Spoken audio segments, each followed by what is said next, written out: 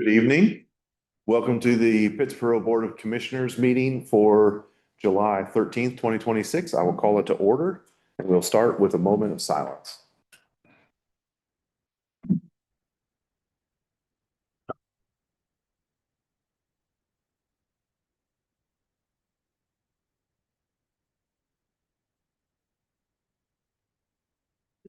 You, Mayor Pro Tem Farrell, will you lead us in the Pledge of Allegiance? Would everyone rise for the pledge? Pledge allegiance to the flag of the United States of America, and to the republic for which it stands, one nation under God, indivisible, with liberty and justice for all. Thank you.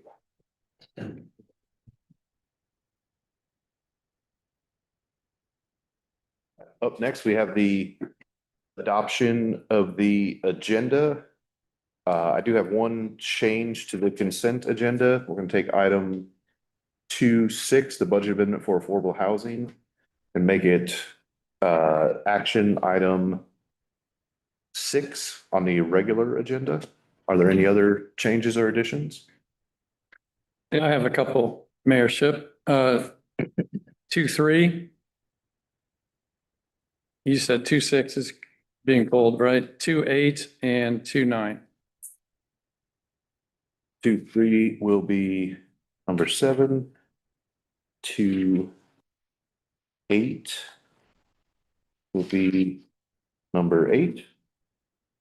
And 2.9 will be number 9.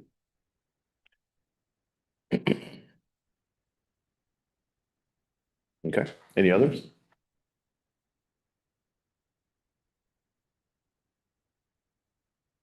Make a motion to approve the agenda. So moved. Thank you. Commissioner Farrell, second. Second. Commissioner Hunziker, all those in favor, say aye. Aye. Right? Thank you. Take a motion to approve the modified consent agenda. So moved. Thank you. Second. Commissioner Foley, Commissioner Thurber, all those in favor, say aye. Aye. Thank you. Our first information item is the ABC financial report. Okay. Hey, I'm Jamie Fiocco, the chair of the ABC board, Pittsboro ABC board. We have General Manager Scott Cox with us here today. I've sent a memo and our financials through the end of third quarter to you all. So you can see the distributions to both the town, the law enforcement and alcohol education. Please note that I noted that the law enforcement and alcohol education disbursements or distributions, they kind of go up and down. They don't go up and down, but they are what they are by the end of the fourth quarter. So you'll see some differences in what was dispersed same period last year, but that should settle out and it should all be higher.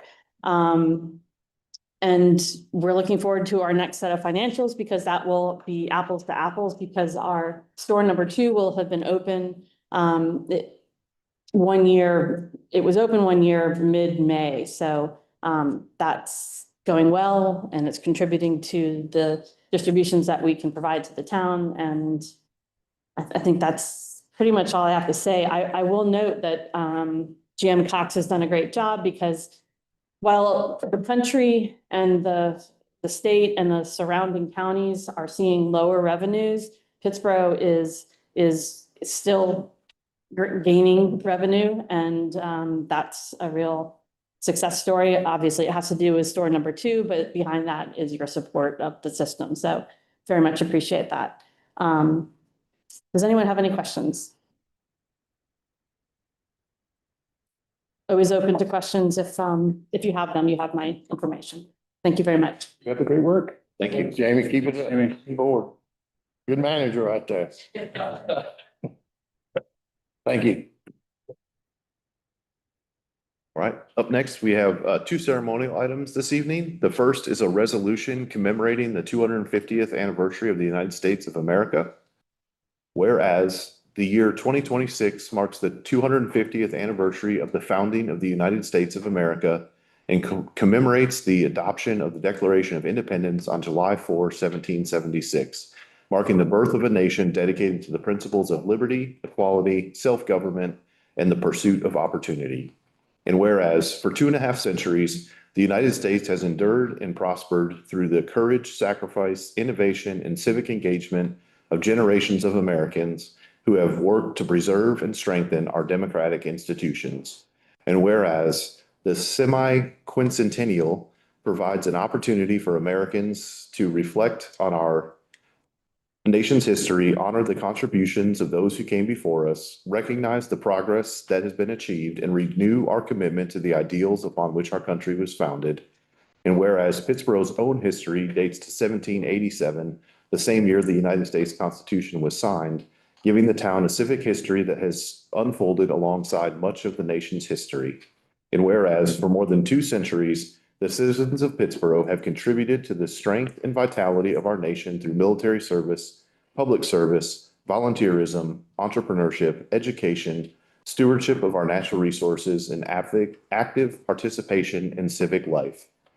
And whereas throughout 2026, communities across the nation, including Pittsboro, will participate in commemorative events, educational programs, service projects, and celebrations recognizing America's 250-year journey and its enduring promise. Now therefore be it resolved that the Mayor and Board of Commissioners for the town of Pittsboro recognize and celebrate the 250th anniversary of the United States of America and encourage all residents to observe this historic occasion by reflecting on our nation's history, honoring those who have served and sacrificed for our freedoms, recognizing Pittsboro's own long history and civic contributions, and participating in activities that celebrate the enduring ideals of liberty, democracy, civic responsibility, and service to community. Can I get a motion to approve the resolution? So moved. Thank you, Commissioner Foley. Second, Commissioner Farrell. All those in favor, say aye. Aye. Happy birthday. Yes. All right, up next, we have a proclamation designating July 2026 as Parks and Recreation Month. Whereas parks, recreations, facilities, greenways, and natural areas are essential community assets that enhance the quality of life for residents and visitors and contribute to the character and vitality of the town of Pittsboro. And whereas access to parks, trails, open spaces, and recreational programs promote physical health, mental well-being, lifelong learning, and opportunities for people of all ages and abilities to connect with nature. And whereas Parks and Recreation provides safe spaces for play, fitness, outdoor adventure, community events, youth development, environmental stewardship, and cultural enrichment, helping to foster a healthy and engaging community. And whereas Parks and Recreation strengthen Pittsboro's economy by attracting visitors, supporting local businesses, enhancing property values, and making the town an attractive place to live, work, and invest. And whereas the town of Pittsboro recognizes the dedicated efforts of its Parks and Recreation staff, public works staff, planning staff, administrative staff, volunteers, community partners, advisory board members, and advocates who work to preserve, maintain, and enhance parks, recreational opportunities, and natural resources for the benefit of current and future generations. Whereas the Mayor and Board of Commissioners encourage all residents to enjoy Pittsboro's parks, trails, recreational programs, and natural areas to celebrate the many ways they enrich our community.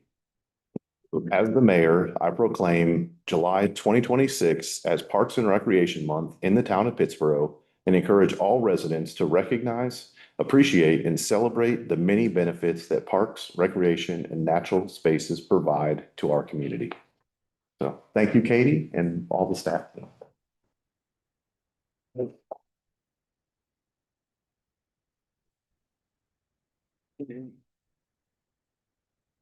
Up next, we'll have Citizens Matters, and we'll start with the manager's update.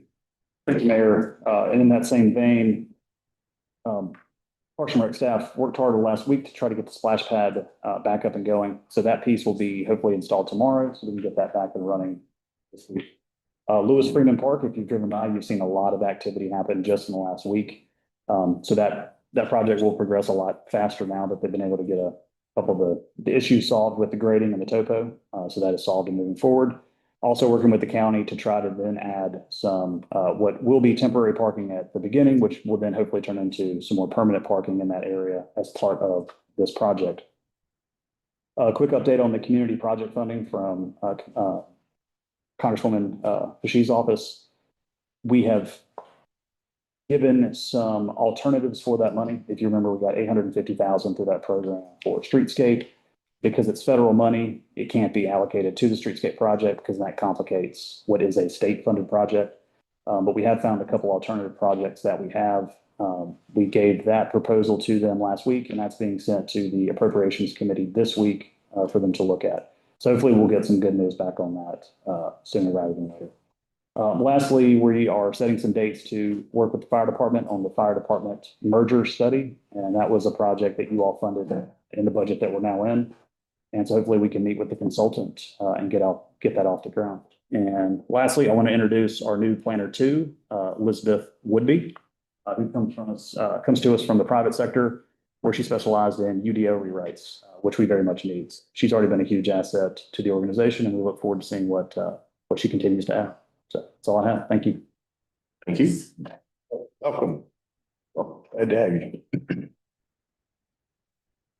All right, up next is me, and I don't have anything to say this month. Commissioner Hunziker. I don't have a lot to say this month, but I did attend the Chatham Chamber of Commerce Women of Achievement event, which was incredibly inspiring. I participated in the Juneteenth opening ceremonies representing the town and redoing the resolution that we had done on June 8th. And we had a great commissioner coffee chat this month with Commissioner Tiana Thurber and County Commissioner Katie Kemlin. And we will be having more of those. And that is all I have. Thank you. Commissioner Bonitz. Yes, thank you. So first, brief update from the Chatham County Climate Advisory Committee meeting and then some other comments. At the June 25 Chatham County Climate Advisory Committee meeting, the committee reported that it had developed and submitted to county planning staff the CCAC's core principles and guidance for regulating data centers. The meeting also included discussion of the Enbridge fracked gas pipeline proposal. And those two things inspire me. I'd like to take the opportunity to just state my current views clearly on these two topics. I am gravely concerned about new fracked methane gas infrastructure. Continued investments in fossil fuel prolongs harmful pollution, worsens climate change, threatens water quality and ecosystems, harms farms and forests, and may infringe on private property rights. In my view, new gas pipelines are contrary to the public health, safety, and welfare. I also have serious concerns about large proposed data centers. These projects can put upward pressure on electricity bills for the rest of us ratepayers. They can create significant noise, emit air pollution from on-site power generation, and can impose impacts that may conflict with the public health, safety, and welfare. And I follow AI and computing developments closely. And because of this experience and this knowledge, I reject the premise that society must continue building ever larger centralized data centers, especially when they're fueled by fracked methane gas infrastructure. The technology is becoming more efficient, and more computing can be done in distributed ways, such as on home computers or even on newer cell phones. So I hope my policy position is clear. I'm deeply skeptical of new fossil fuel infrastructure and of large data center development tied to it. Any specific matter that comes before this board would, of course, need to be reviewed under the applicable process and standards.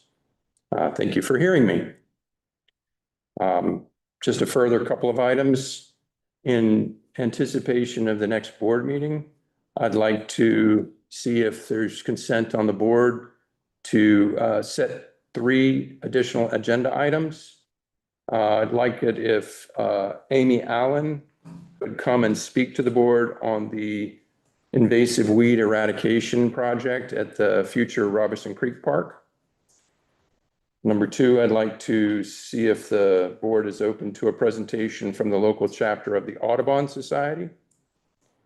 And number 3, hope that we can start talking about a packet of policies to enhance our environmental performance. Do you need a second on that, or how does this work? I don't know that it's a motion. I think it's, I agree with you and I request the same. thank you. I would like to see all 3 of those as well. Okay, I feel the same way. thank you. Mayor Pro Tem Farrell? I attended the joint commissioners meeting. I think we all did back in June. It was toward the end of the month. And as Jamie said, we do have a strong manager in our ABC board and the board also. So, that both of those are looking up very well. But other than that, that's all I have. Thank you. Commissioner Foley? I was at the same joint commissioners meeting with the county, found it illuminating. I also would like to put a request in for a presentation for the Promise.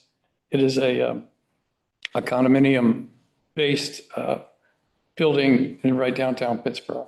And I'd love to do a presentation on that very item next month. You'd like to do the presentation on your project? Yes. Does he need a second? Because I would love to see it as well.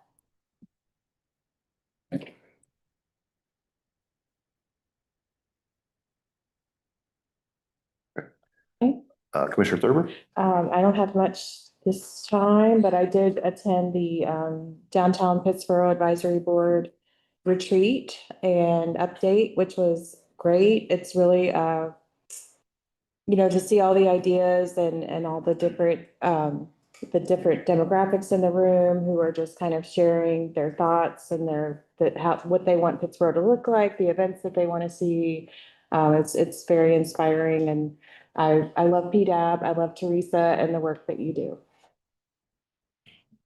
Thank you. Okay, first up, we have a miscellaneous item on the downtown Pittsboro, next up, public comment. We have 2 people signed up. First is Greg Stafford, followed by Kathy.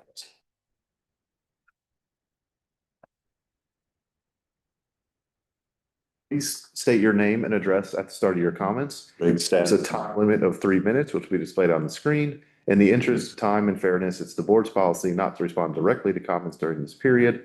Staff will follow up as appropriate. Enter speaker with handouts shall be given to the town clerk and will be distributed to the board at the conclusion of this meeting.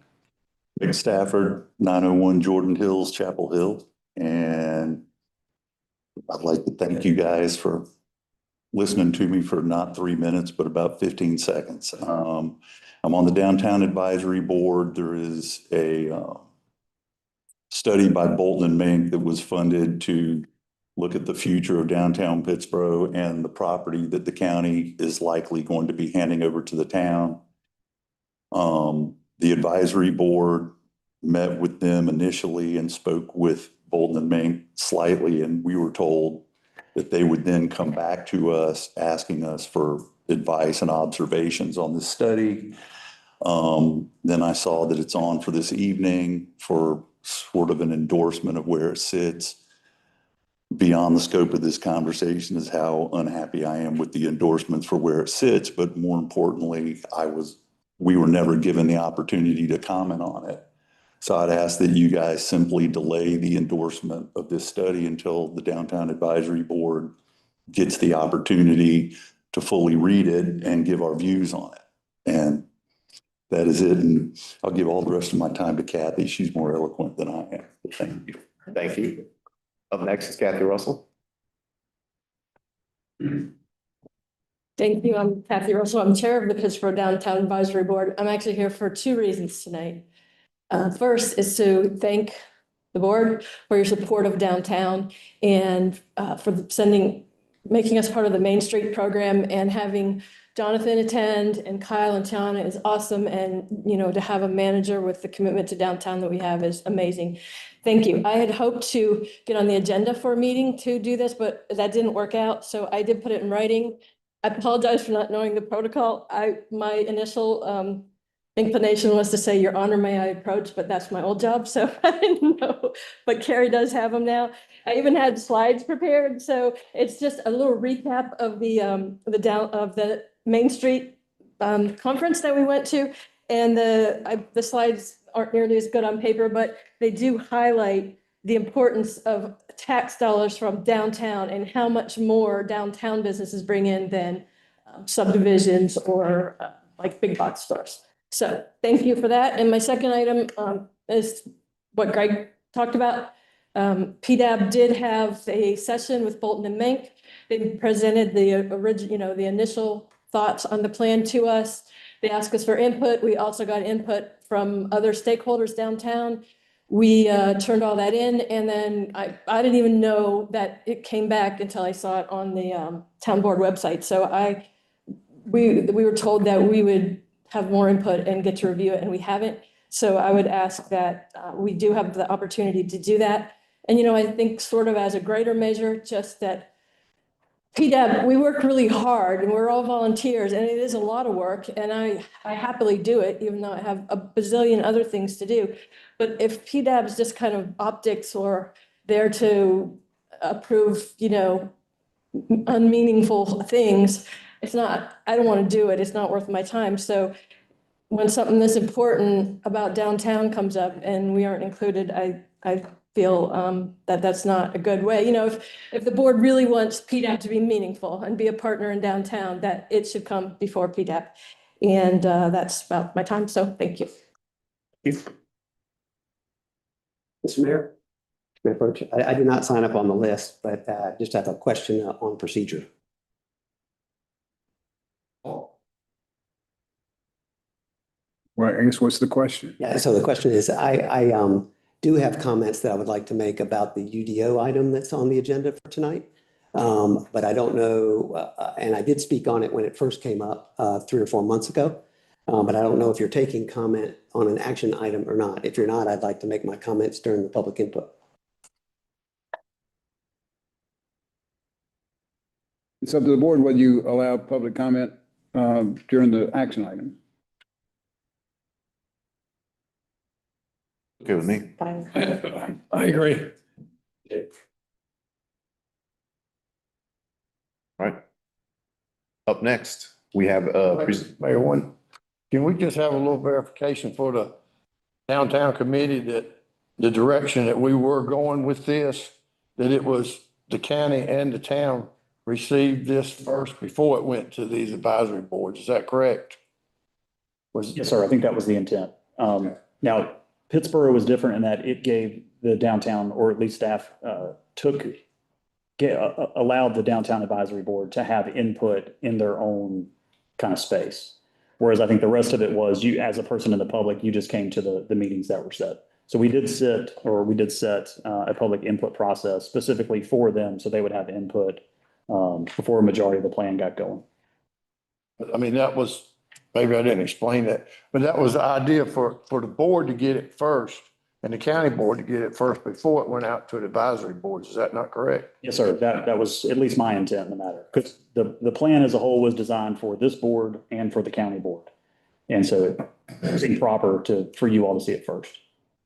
And with respect to our Greg Stafford and Kathy Russell, this is nothing in stone, right? What your referendum is about today is we're just accepting it as knowledge and not as concrete, right?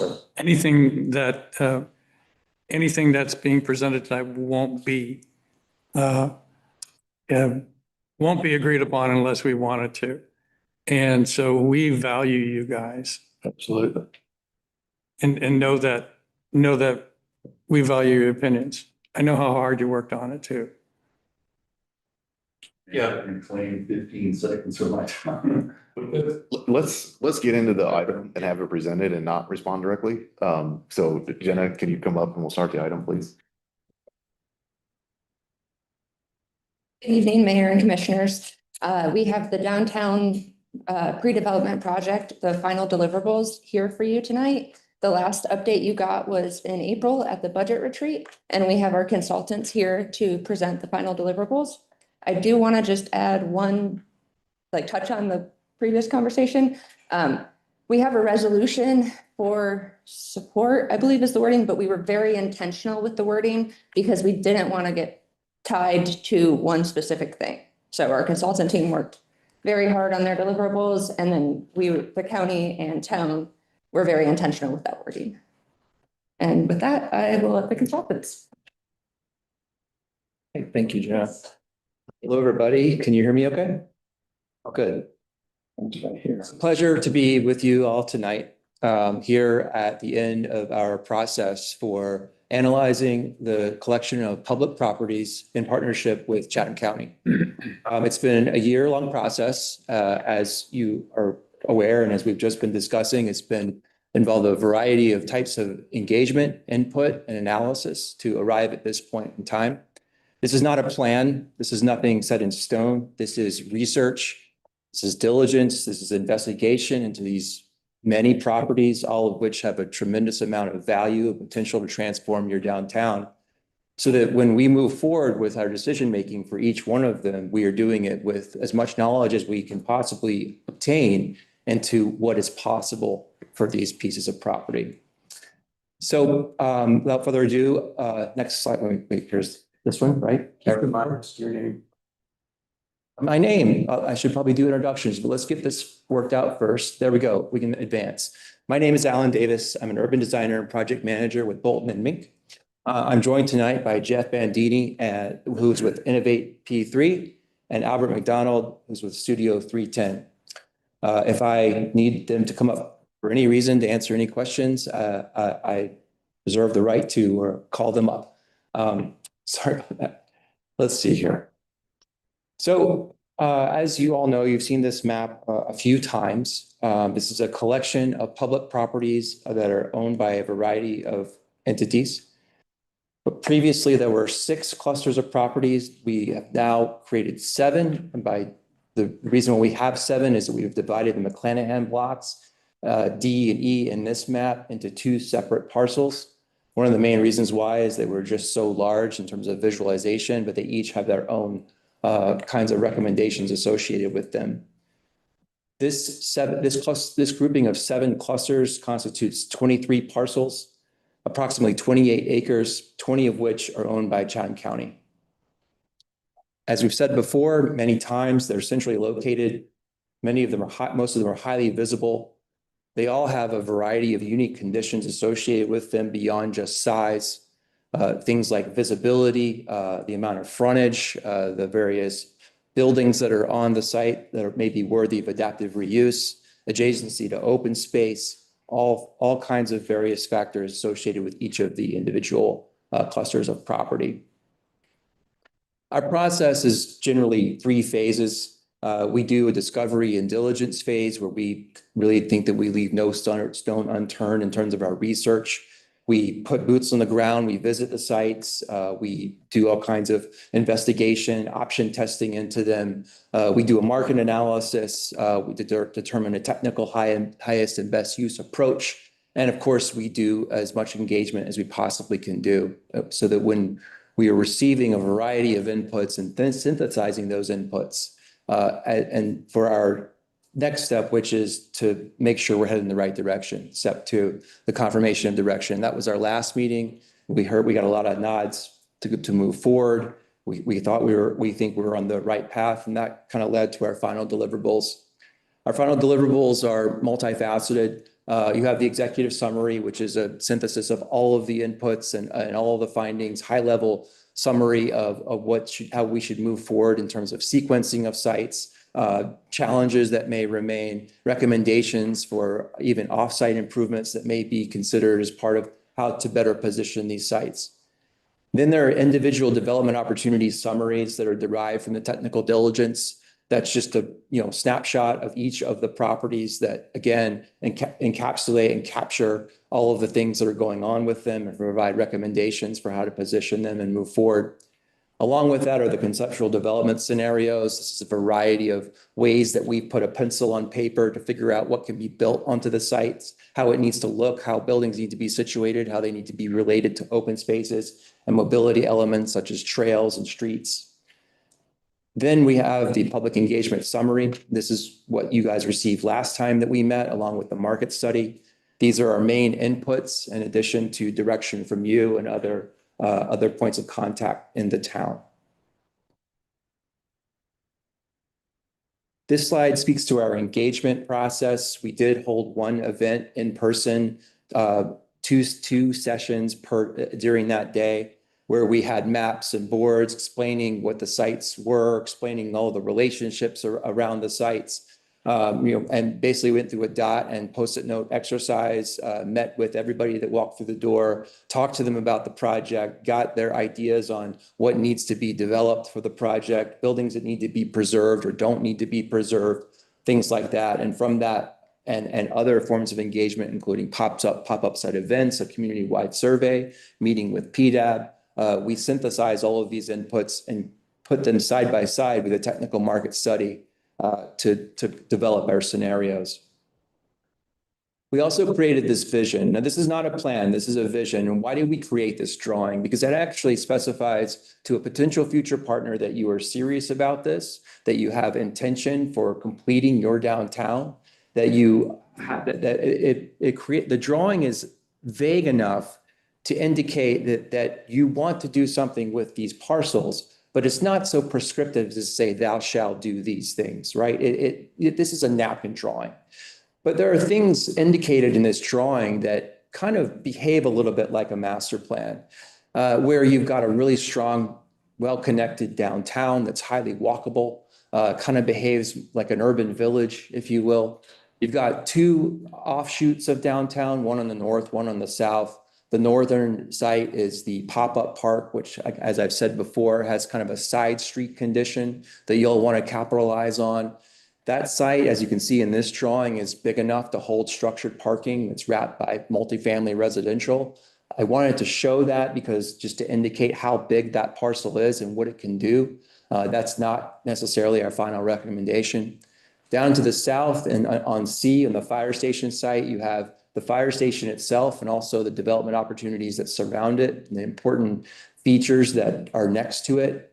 And we've extended the drawing all the way to the south on Pittsboro Elementary School Road because we felt that that connection there has certain safety issues that need to be resolved and is a way of getting around the creek and from the south accessing the McClanahan blocks. You think about the relationship between the downtown core and the McClanahan blocks, you have three potential ways of getting east and west.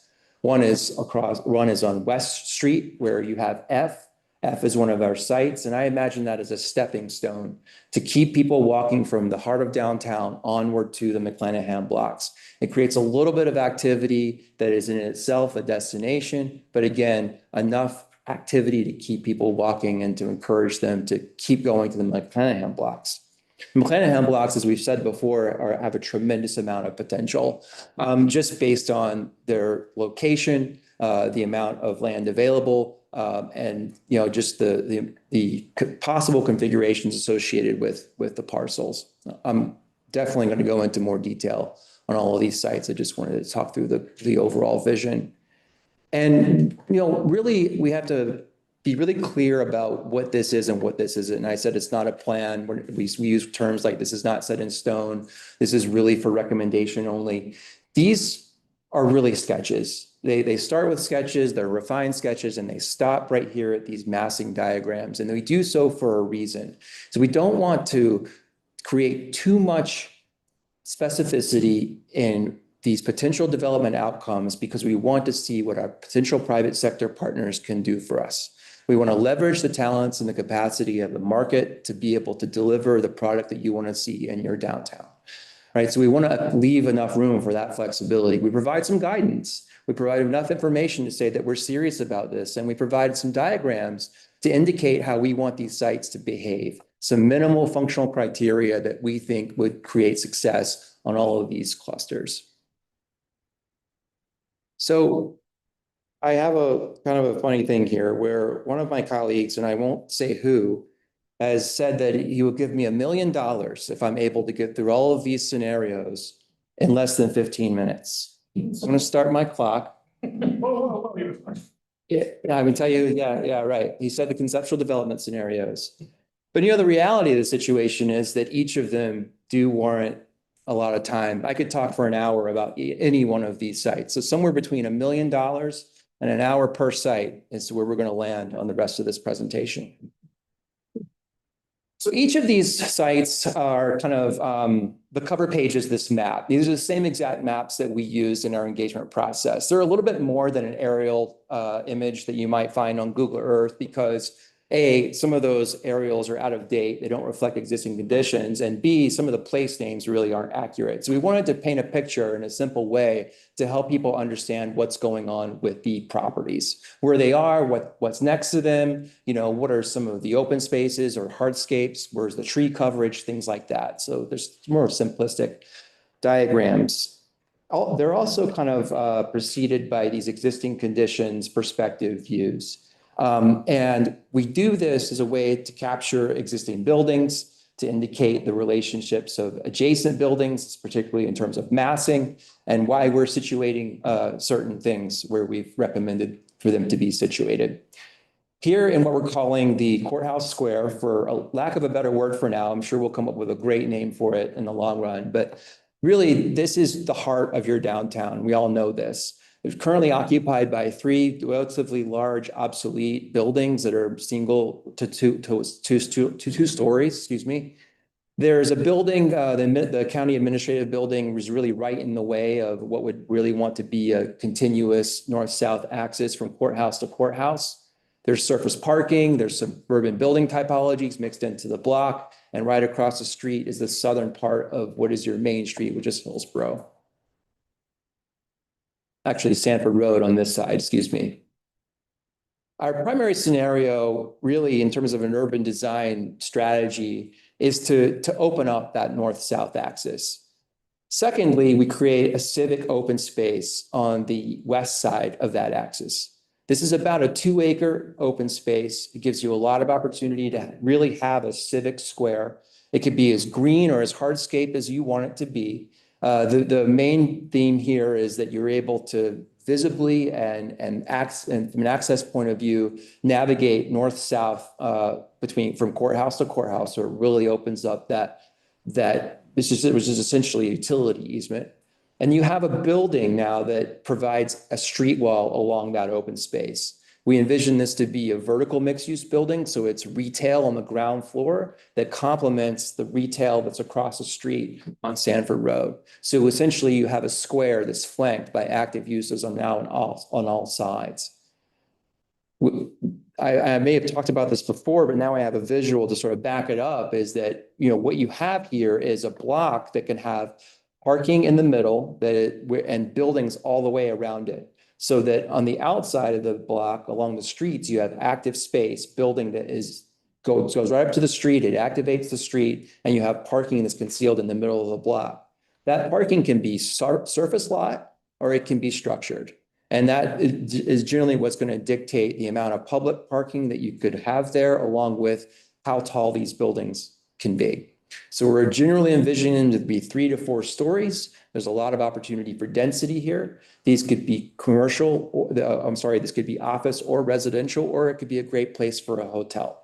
We don't get into too much specificity about this because really any three of those uses, if you're able to get them and the market can support them, will be successful at this location.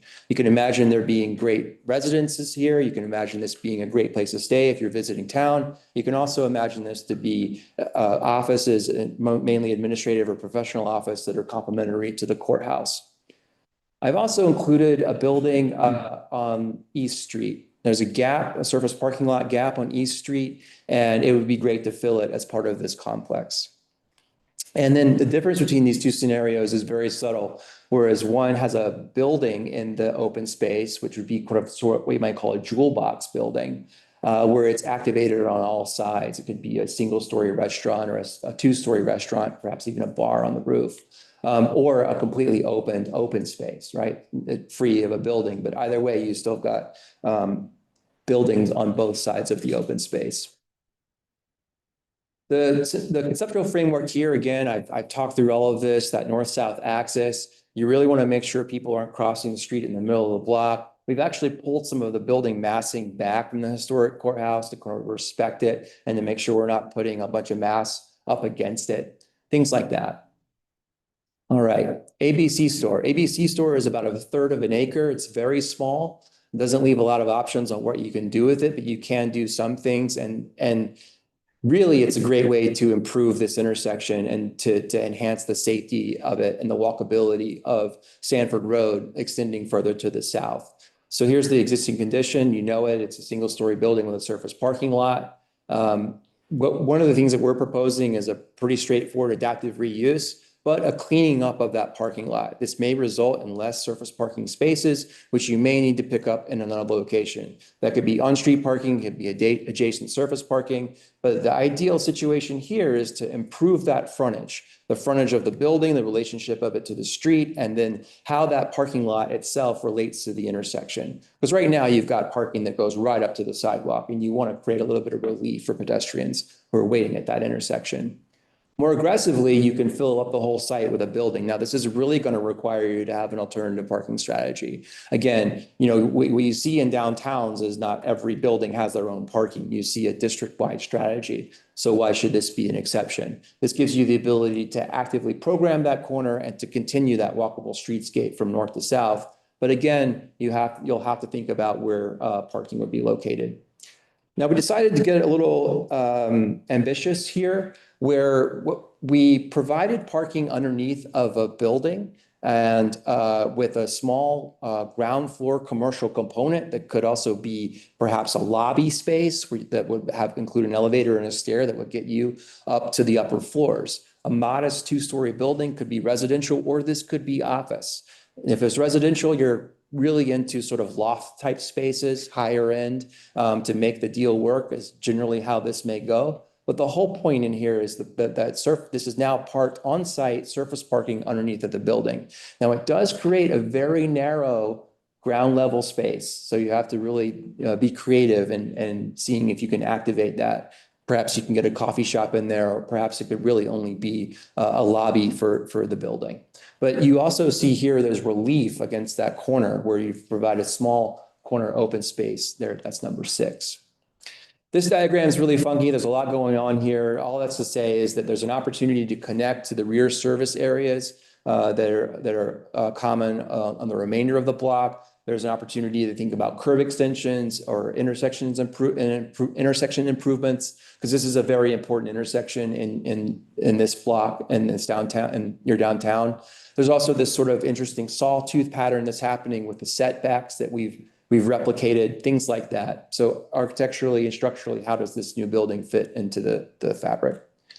So next site is the fire station site.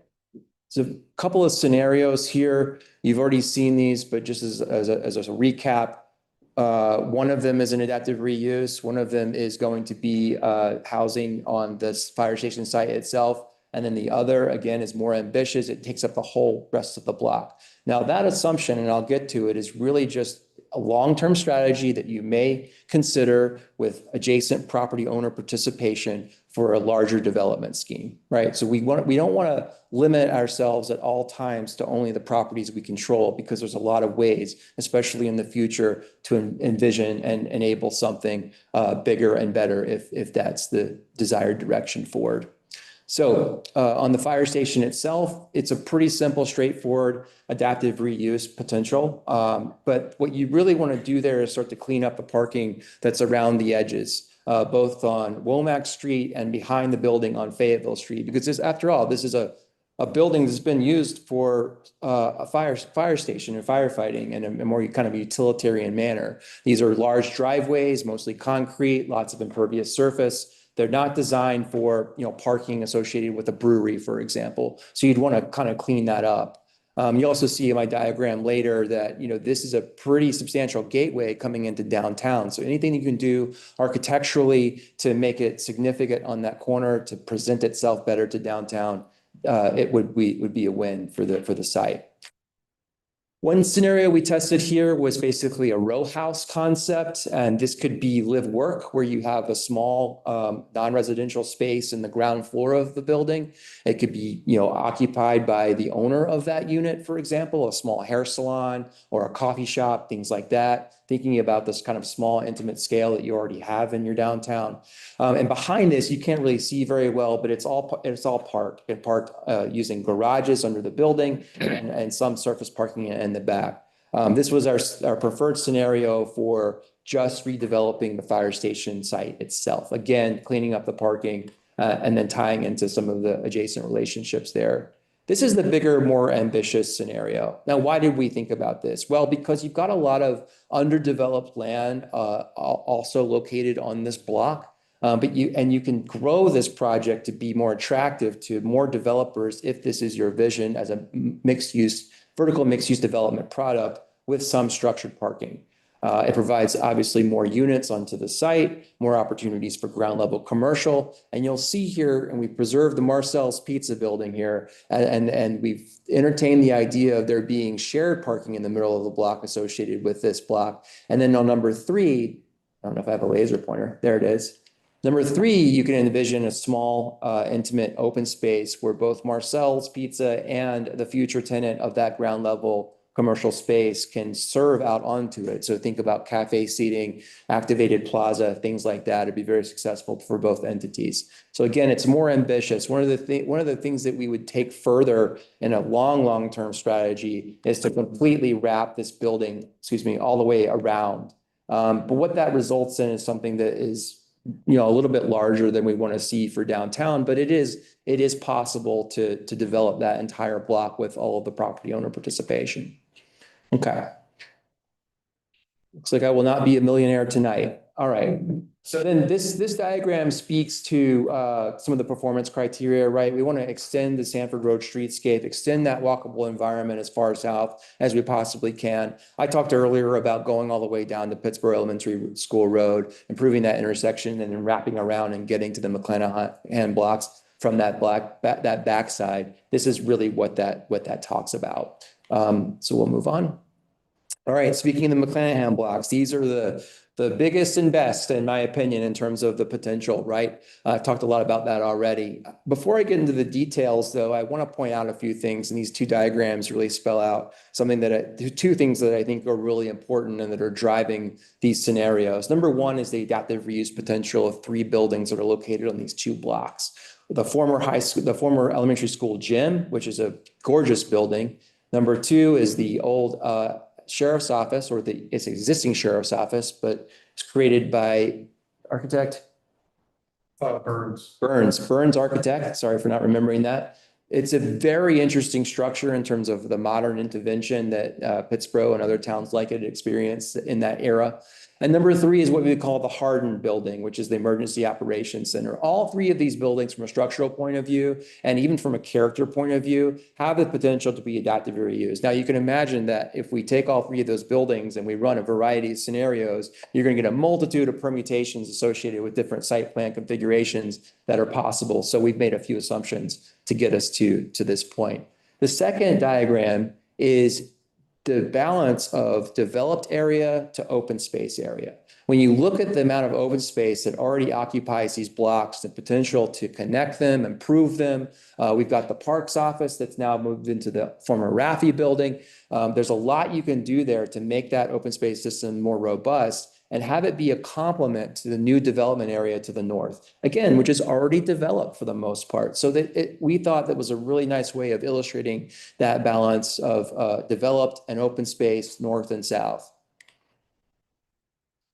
So what's the vision here, right? Is that we want to create opportunities for housing, particularly affordable, maybe mixed income housing. We want to consider adaptive reuse. In this scenario, you can see that old old elementary school gym is adaptive reused with a small open space in front of it. We want to see all of these other open spaces tied together with different sidewalks and pathways, and the 2 relate to each other. So if you're living in this place, it would be very easy for you to just kind of walk out and go take advantage of some of these facilities, play baseball, pickleball, whatever you like, go skateboarding.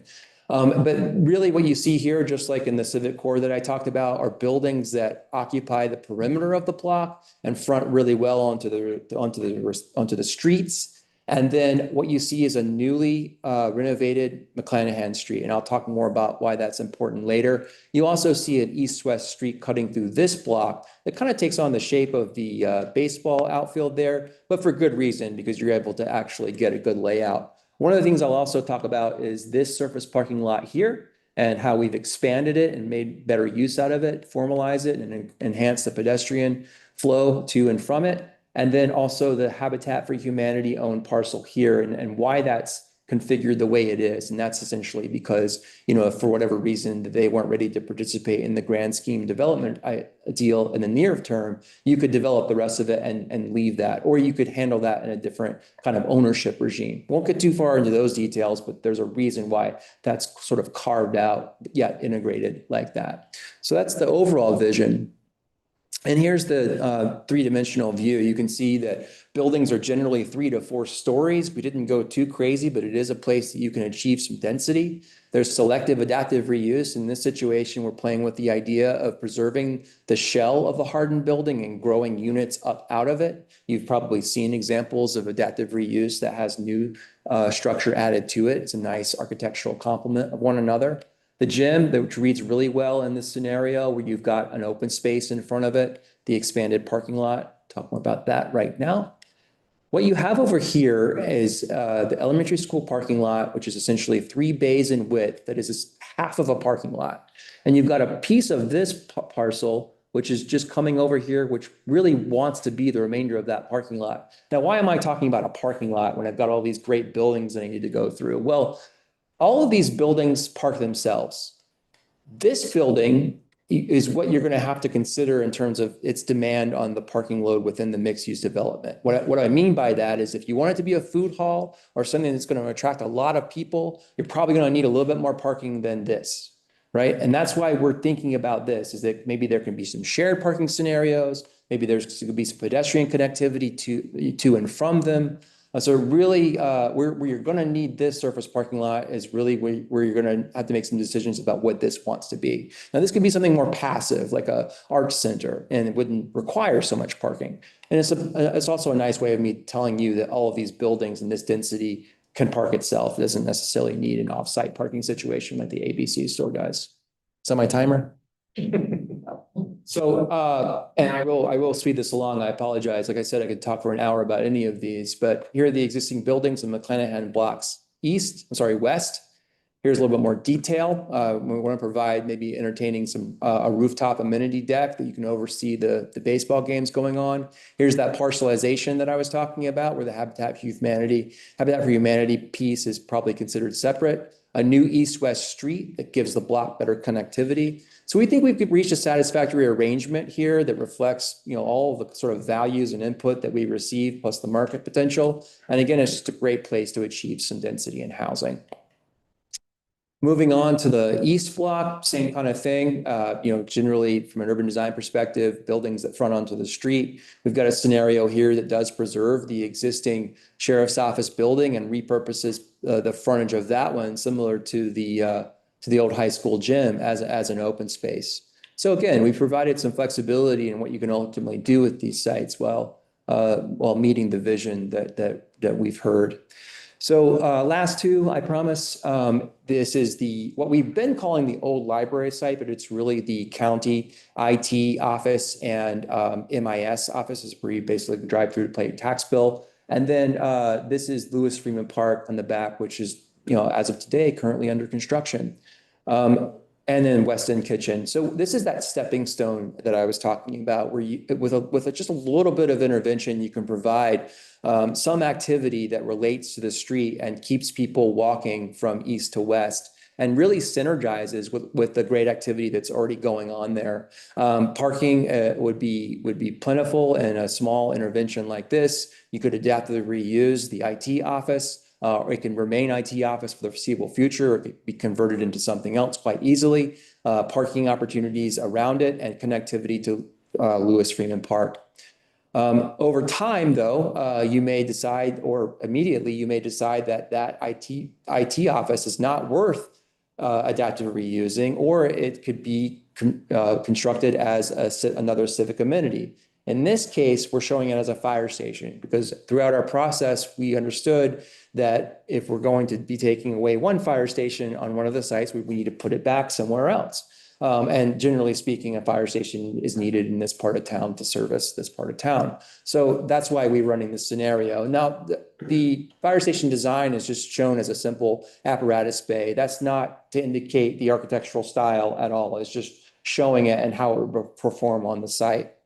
Another scenario is that you have the adaptive reuse IT building with a new fire station installed in the middle of the site right beside it. So the two structures could be integrated. And there may be some room for, or there would be some room for a small corner open space and plenty of parking. And then you've got two open spaces with some public parking that could really help this area.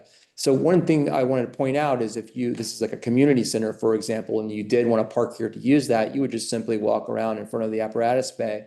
And you can think about all of the cross programming. I mean, I even think about you could have a pumpkin patch in the fall here, a lot of things you could do with this corner space. Now, we had to run it as a standard building, right? No adaptive reuse. What would it look like with a simple 3-story building?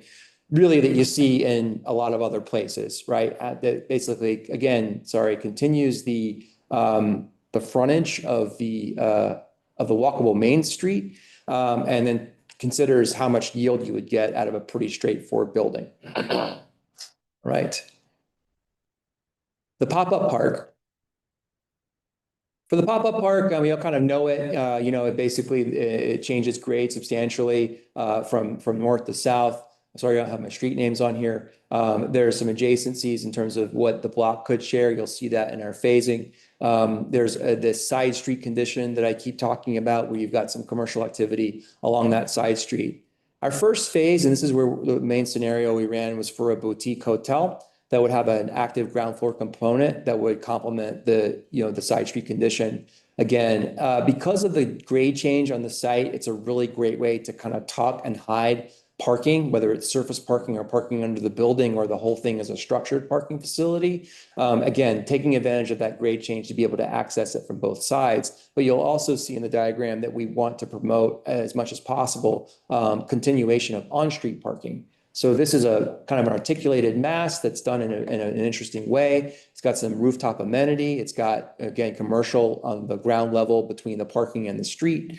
So we think that's a pretty successful way of achieving a boutique hotel on this site, and that would really be in great proximity to all of the walkable amenities in the downtown.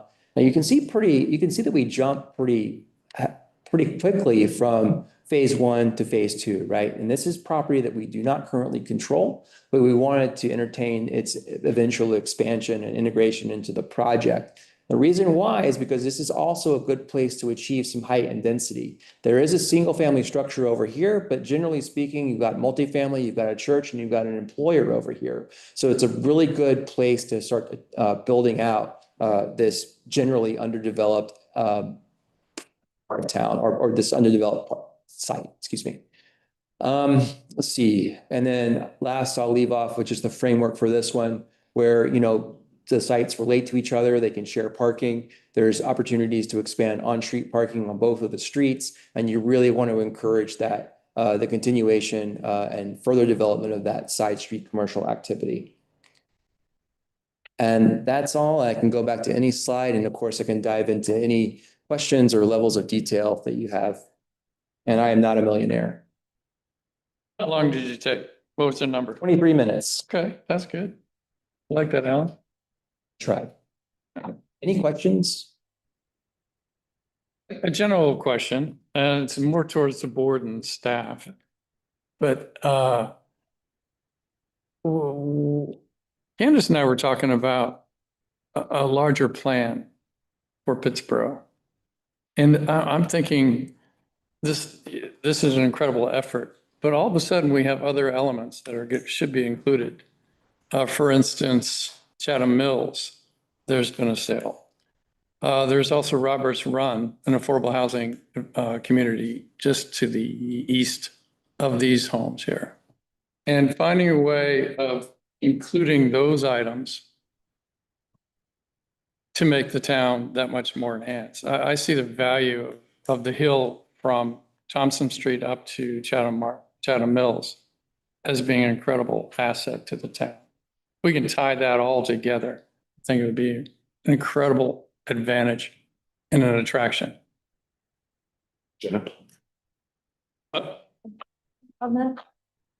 In regards to Robert Schronley, Habitat for Humanity project, at the start of this project, we included, like we shared with the consultants, all information about ongoing projects or projects that we knew were in the works. So they did have an accurate table and additional information on any development projects.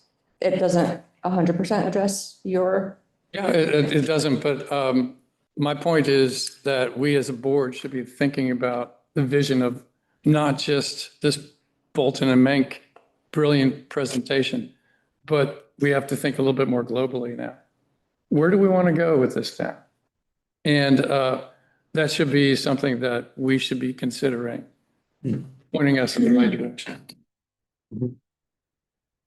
Love to hear agreements. If I could kind of build on what Commissioner Foley was saying, when I was looking at all of these, I said, these are really great puzzle pieces, but I really don't know what the puzzle looks like. And what I mean by that, I mean, I guess we have this great picture here, but how much housing and affordable housing do we need downtown? How much office space do we actually need downtown?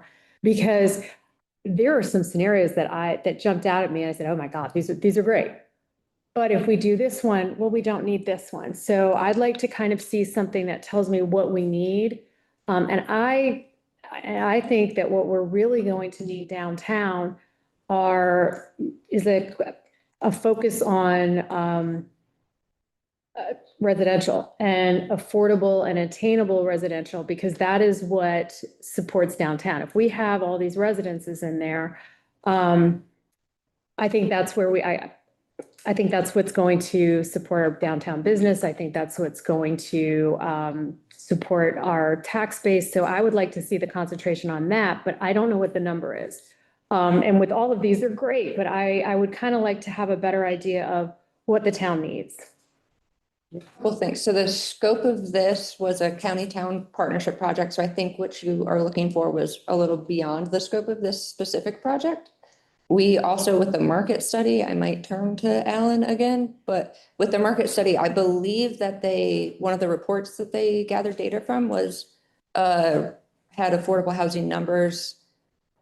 I could probably find more information on it with my laptop, but I believe that there was some of that data. Yes, would you like to come save me? Sure. Well, you're getting at what's going to happen, what needs to happen next. True value. This is a snapshot today. We're looking at a vision today of trying to fit all these together. What's really missing is like market outreach and market input. So the trick is going forward is you're not going to tackle all these properties at one time. You're going to take them one at a time. So you need to prioritize which ones you want to pursue first. They kind of fall out naturally because of the existing uses on the site. We can kind of see which one should go first and which one should follow. The next step is before putting out an RFQ or RFP, you really want to kind of do some preliminary market outreach to the development community to see what is working and what's not working in the area, what they see. So is there a magic number of square feet of office? No. I mean, at any time in the market, there's more office or less office. Housing, you could build all the sites in housing tomorrow and still have, plenty of demand for housing. So you're just going to have to take it one kind of step at a time, and in each step, just be very deliberate about what it is the town wants to see occur at that moment, how it fits into a broader vision, and then see what's possible in the market. And that's really beyond a market study. It really is. You have to do some deliberate outreach. But you can commission a market study tomorrow, and they can tell you what it's going to, they can give you a report, next year and says, well, this is what we need. But by the time you implement it, the market study will be stale. So you really kind of have to pursue it, examine as you go. Does that? Yep, thank you. We have an advantage, all this inheriting or being donated, all this property.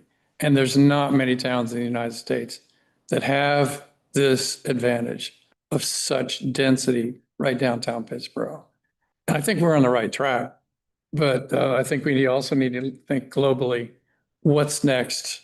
Traffic pattern wise, parking wise, all those things that will enhance the downtown area. That's, One thing I would take away from this report too is there's the design and what could happen. But if you look at the specific analysis, there's a lot that has to happen before any of that can happen. So this is as much about, we have existing uses on the sites, we have infrastructure questions, we have a lot of questions that you need to work through. And I would not advise you to tackle all this at one time. You're going to need to take it incrementally. And just this is going to build on itself over time. So one of the key findings of the report really is, here's all the things you have to do to even do anything. I do want to kind of add a couple of things. I was kind of fishing for the detailed numbers and I wasn't able to find them, but I'm going to generalize here and say that if you built everything that we're showing, you could absorb it. It's pretty safe, right? I mean, all we're really showing is 600 units of residential. That is, who doesn't want to live in downtown Pittsboro, right? I mean, it could easily be absorbed. McClanahan blocks roughly about 270 of those units, maybe 300, depending on the number of stories that you want to achieve. And that assumption is that if you run residential on the ones that we're proposing be residential or commercial, right? So you've still got to make room to absorb some of the office building. The other thing is your market differentiation, right? You've got a really great collection of plans and development ambitions for the eastern part of the town and county. There's a lot of activity in that area, but downtown Pittsboro is special. And that's, a distinct market advantage that downtown has that those other communities, as walkable as they're going to be, will never be able to achieve because of the layers of time that Pittsboro has associated with it and more, the authenticity, the character, right? There's a tremendous market value on those things. So the demand is there, right? The other is, you're exactly right. You need a downtown plan. Look, me and the level of detail that I like to get into, right? I would have loved to have done a lot more here. And we probably went beyond scope, and Jeff will tell me that we did, but, where we were thinking about all the kinds of connection points between the sites, how, and even looking at some of the neighboring developments. You can see my little arrows because I was trying to think about all of the small trail systems that you have that lead to Town Lake Park, for example. All of those things need to be considered in unison. So that's why I'm really clear that this is not a plan. This is just a vision drawing. But I think you do need a downtown plan in relative near future. And I think a lot of this, like as it will develop, whatever piece goes first, what happens there based on the market and all the other factors will shift all the other pieces around as we go on to those. As the county gets funding and, moves out and all of those things happen. So I think there's obviously a ton of information in here and I think a lot of good background and process. But just trying to remember that none of it is prescriptive or what this is going to look like 20 years from now. Right. Yeah. It's not a shot in the dark either, so, we spent a lot of time thinking about, how these sites would grow. And one more recommendation that I'll leave you with, and it's in here somewhere in the slides, is, town and the county work really well together. We work in a lot of municipalities where that is not the case. So our strongest recommendation is to continue the good work that you're doing together as you move forward in this, to figure out exactly what you're going to do with each of these sites. Thank you. Any more questions? Yeah, sure. I very much appreciate Commissioner Hunziker's question. I think I heard you say 600 residential units total across the whole vision. That's assuming that if we're showing a site, we're selecting the residential outcome of the scenario, right? So yeah, roughly 600. All right, max. Well, that's kind of where I wanted to go is wonder why such low density? So obviously the courthouse is the crown jewel of Pittsboro. It's the centerpiece of Pittsboro. And so we want to be very cautious about overtopping that, having height of buildings near that is overwhelming. I mean, that's the tradition in Washington, D.C. and in many other places where there's some really special architectural feature in the center, you don't want to have too much taller than that in close proximity. But is 4 blocks away far enough away to go for 6 stories at the McClanahan West site? You know, I'm just curious, can you tell us a little bit more about how it was that you settled on what, by my eye, looks like low density? Yeah, great question and great point. When you look at our scenarios, one of the things you don't see a whole lot of are parking decks. And the reason why that is they're incredibly hard to finance right now. They're incredibly difficult. They're increasingly difficult in terms of public-private partnership. Usually when you subsidize those, you have to include some level of public parking, which makes the deal even harder to pencil out. The other factor there is, as designers and as planners, we really want to pay attention to the character of the communities in which we're working. Throughout the input process, we've heard a couple of times that Pittsboro is a 2-story town.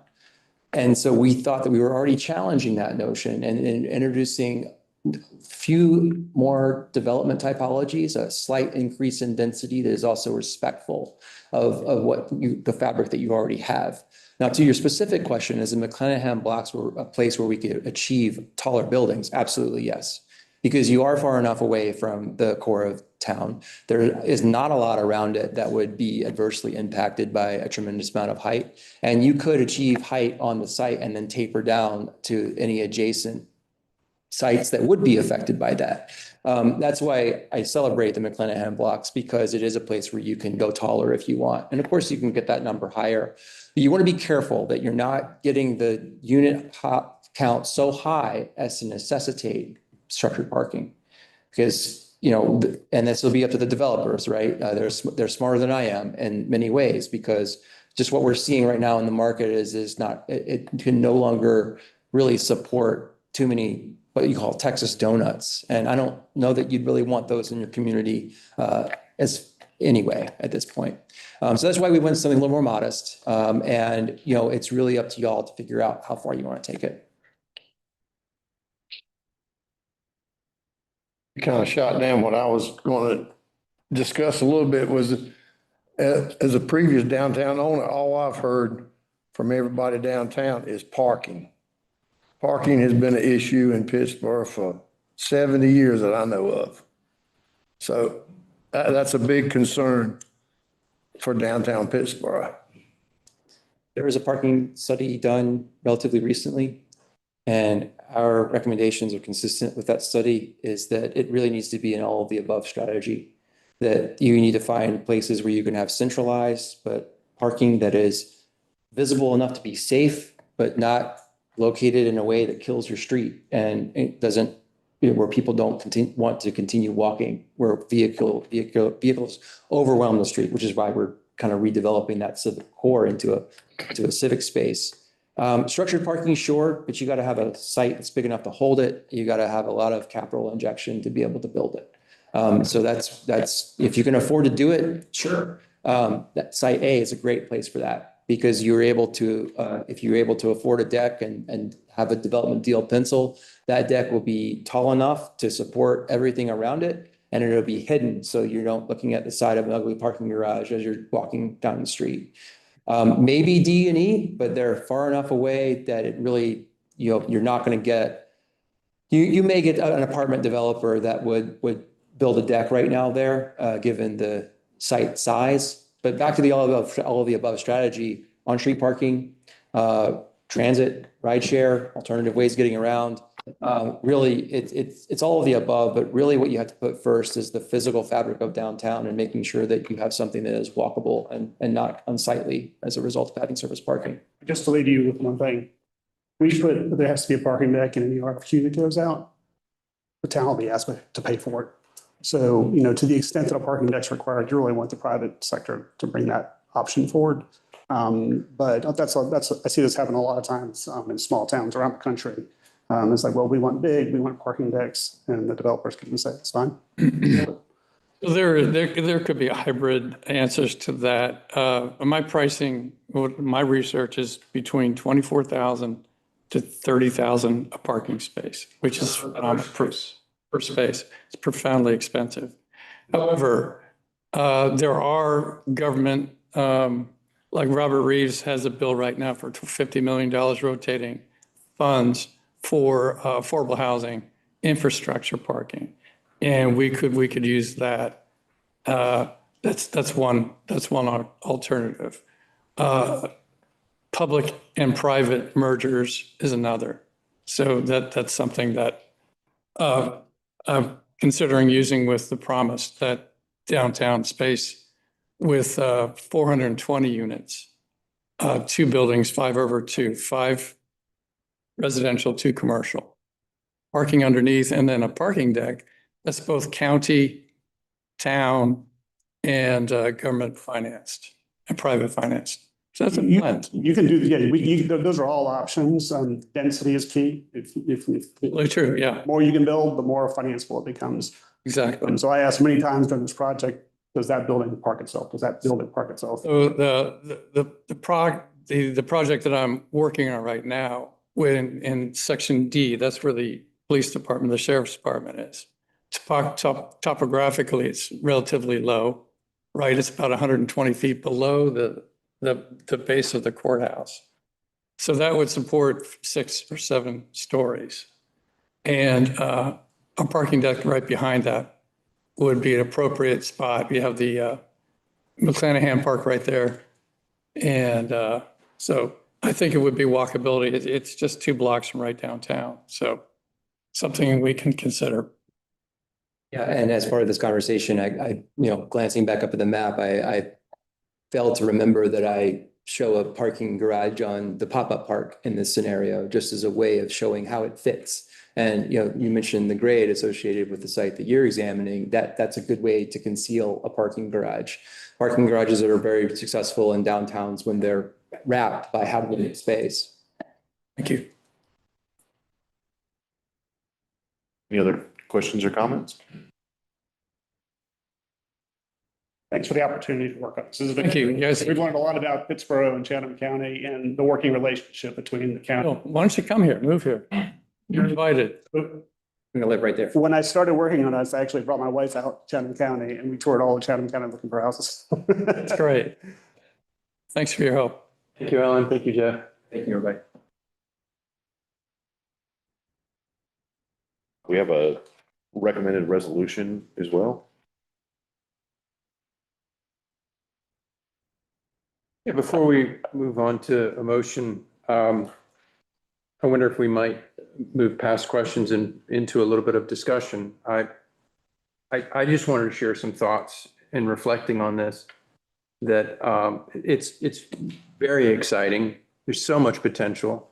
We really have it's bigger than a once in a lifetime opportunity, right? It's once in this town's lifetime opportunity to do something really significant. I'm eagerly supporting the kind of an approach that has this study continue. I know that the contract is probably finished and this is wrap up phase, but as evidenced by the eagerness for further input from PDAB, I wanted more public input. As I was reading this at home, I'm thinking, I want more public input. So I'm eager to hear more from the public and from the Downtown Advisory Board and from other organizations. So I also am very glad that the resolution is so explicit. And kudos to staff that indeed y'all did really work hard on this, that, this resolution is intended to recognize past and future collaboration and does not commit either party to any specific action, funding obligation, development proposal, or project outcome, all of which remain subject to future review and approval by the respective governing bodies. And I'm really, really happy with that. I came in wanting to say that I don't want anyone to have the impression that this is a prescription. These are a bunch of ideas, and we need all the ideas on the table. That's my opinion. So the The other piece that I'd like to share with the board is I feel very strongly that we should retain public ownership of these lands, that we should think of this as an opportunity for public-private partnership far into the future, like 99-year leases that allow for public control, but private development and private investment for private, for-profit interests. We need to harness the engine of the profit motive to have further development downtown. So that's my opinion, and I'd really love to hear others' thoughts on it. I'd love to hear the pros and cons of that very thing, where we have a dollar lease, or the county does. Maybe the county takes that. I'd rather it be Pittsboro. But what are the pros and cons of doing that very thing? I'm not quite sure. Can we get Jeff to hit on that? Yes. Thanks, Jeff. Expert. Just kicking ideas around. So the ground lease conversation, I think we've had this conversation a few times. The ground lease, long-term ground lease is a common way for the public to retain ownership of these properties. Once the public kind of gives up property, you're not going to be able to ever buy it back. So that's, or buy other property, quite honestly, because the cost of real estate is so high. So the 99-year ground lease is a very common tool for public entities and institutions to retain control of the property while at the same time leveraging private investment and development to deliver community goods. So that's pretty significant right there. In terms of the financials of it, what it means from a financial perspective, a ground lease a 99-year ground lease operates pretty much the same as if you were selling the property. So to the extent that there was consideration going to be paid for the property by the private developer or private owner, it would either be wrapped up in a ground lease framework or a sale of the property. So there's really no difference in economics. The ground lease clients I work with, I prefer the ground lease model. It allows the public entity, if a development goes south at any time during sort of the initial phase and development phase, it does provide the owner of the property the opportunity to claw it back. And that's pretty significant. A lot of times some projects will get into trouble after the public entity or institution has conveyed the property to another party. And now they're in a situation where they got a defunct project on the ground and they don't own the land anymore. How do they get it back? So that's a common problem. So there are a variety of pros to using ground leases versus just straight sales. In North Carolina, ground leases weren't as common. I would say, 30 years ago, NC State Centennial Campus really started using ground leases. And then they've been growing and used more across the state. So early on, we'd hear developers say, well, we can't do that. Well, they do it everywhere else in the country. Why can't you do it here? So we kind of got over that hump. They are financeable. The banks will finance them. The ground leases are more complicated to negotiate because you are talking about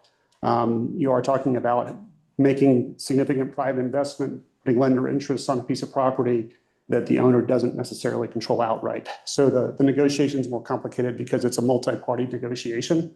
It's not just you negotiating with the buyer, you're negotiating with the buyer, the lender, and any investors involved as well. So that dynamic is more complicated. But again, at the end of the day, at least in my opinion, I think it offers more pros than cons. But it's a conversation that, you would have more fully with your town attorney and others involved with the process when you got to the point where you were going to put out an RFQ or something.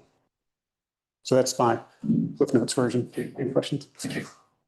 Thank you. Any other questions or discussion?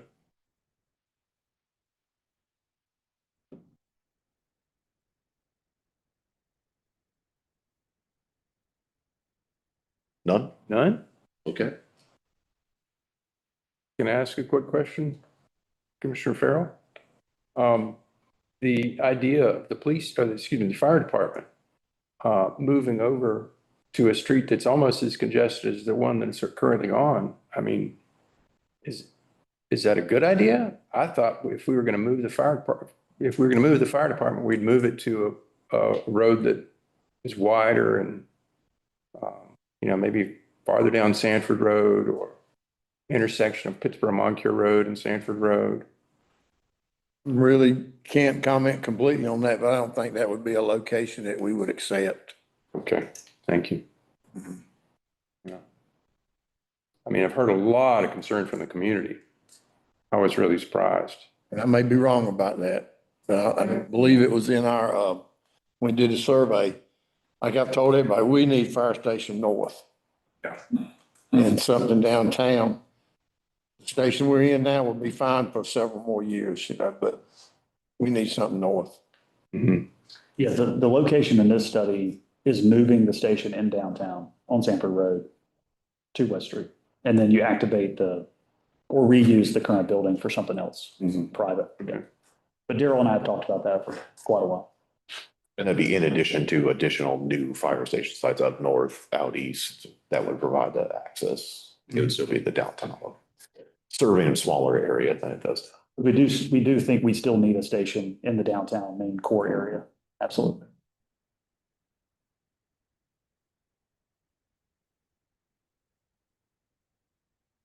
Thank you. I get a motion to approve the resolution. So moved. Thank you, Commissioner Bonitz. Is there a second? Commissioner Hunziker, any other discussion?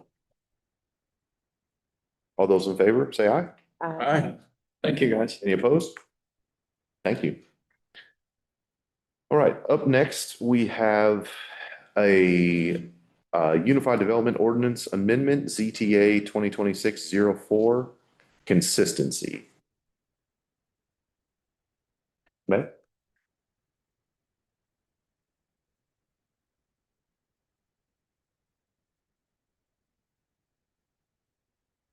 Mayor and Commissioners, Mayor Armstrong, Services Director. This is in response to the comments that were made and the tabling of this item. The hearing was closed and we are just responding to those comments. We have a very detailed staff report. It's about 10 pages that goes through each item. I've had 2 planners review, myself and a lawyer as well. So we tried to make sure it was thorough as possible. We've made some minor corrections and we have added 2 additional chapters. One is transportation and the second is the infrastructure acceptance. And that should make it quite a bit easier for the development community when they come in to know the exact process and the stages and the requirements. And that is what this was intended to do. Questions or comments on this item? From the board? So, thank you do you have a bed in your office? No. You stay there all the time. The amount of work you're putting out is phenomenal. It's impressive. I'm curious, I do know that you enrolled the help of some, like Nick Robinson to provide feedback. Can you tell me about that process? For this one specific group, it's not for this one. We noticed that some of the community had questions and we said, please take a chance to make comments. He came to the board and made the comments here instead of before to us for this specific update. The updates that they have been involved in is the conservation subdivision. We reached out to several of the primary developers who work in that specific section. I understand. So I do see that, I'm confused. So help me out with page 3. So I see comments by Mr. Robinson.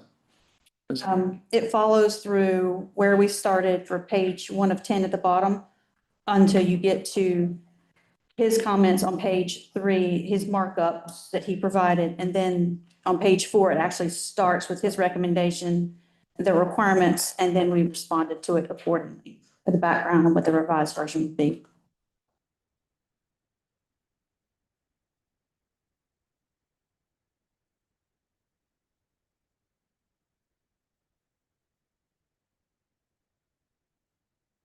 He was part of the feedback, right? To this. On the board. That's why it was pushed back after the hearing.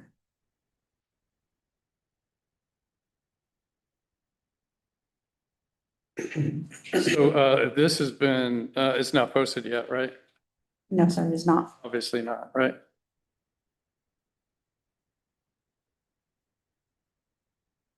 The updated versions for transportation and infrastructure go to planning board, and they are on there for next week. Along with stormwater and conservation subdivision. So those updates are coming in the future, right? That's why we have reserved, not put the actual sections in there, but we want that actually noted where they would be. The specifications for transportation were updated partially on the consent, as well as all the sections for the utilities where they changed over to Tri-River Water. So that goes. Those are all peeled off. Yeah, saw that.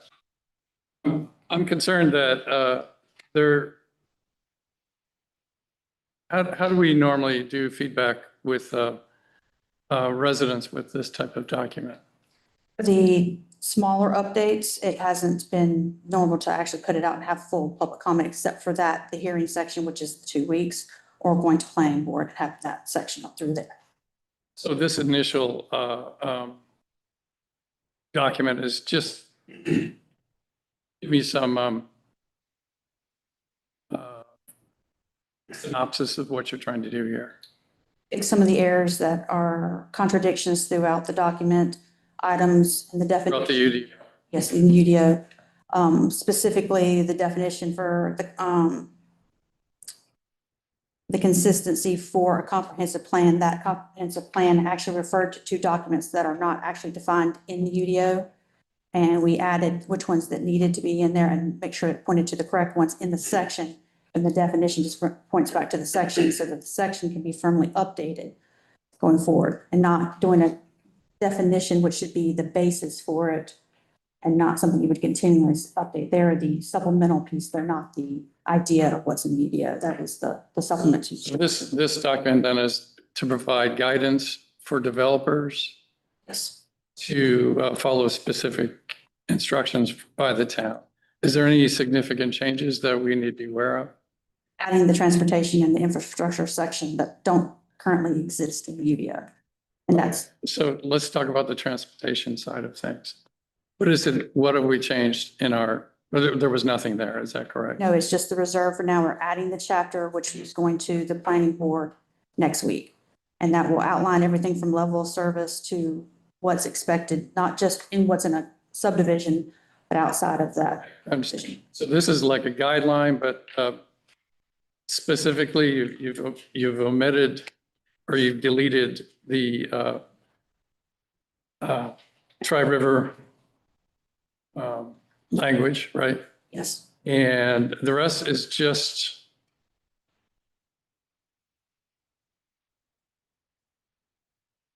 ways to approach the planning department.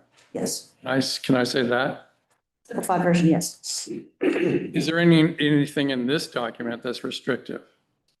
No, what we did do is make sure that it was clear where we were pulling the information from, so they have reference to the documents, not restrictive. It is their guides and their plans. They're not meant to be, this is everything. You have to go specifically detail what's in this book. This is the list of the plans that we use. This is what you reference. That's what this section is for. Okay, great. And the other topic you're going to be talking about is more specifically tonight. Tell me the other document that you'll be presenting, or will you be, this is it? This is it. We updated the specs for the first section, get this portion cleaned up where it's nice and clean. And then at planning board, we'll work through the transportation and infrastructure and then bring it to the board in August. So who has reviewed it? This specific document, our department, so 2 planners, our acting staff lawyer, myself, and then the rest of the staff has also taken a look at different sections to make sure it all lines up from what we have in here, that we didn't miss anything. Wonderful. Has the town attorney approved it, reviewed it? No, sir. Does the UDO say that the town attorney needs to review it? So we have the staff lawyer and we have the town lawyer both. He's had a copy of the piece that's been added here and this before. He's had a copy since the last time, I mean, I've addressed his comments in here, so he's. Mr. Messick? But we also had the staff lawyer, the acting staff lawyer look at it as well and go through, review it. Has the town attorney looked at this and approved it? I don't know his actual, what his review piece be, other than the first revision in his comments. And we've provided the response, everything back into it. I think we should follow the guidelines on the UDO and have him approve it. Understood? That's what it's for, right? Staff has to approve it and the town attorney.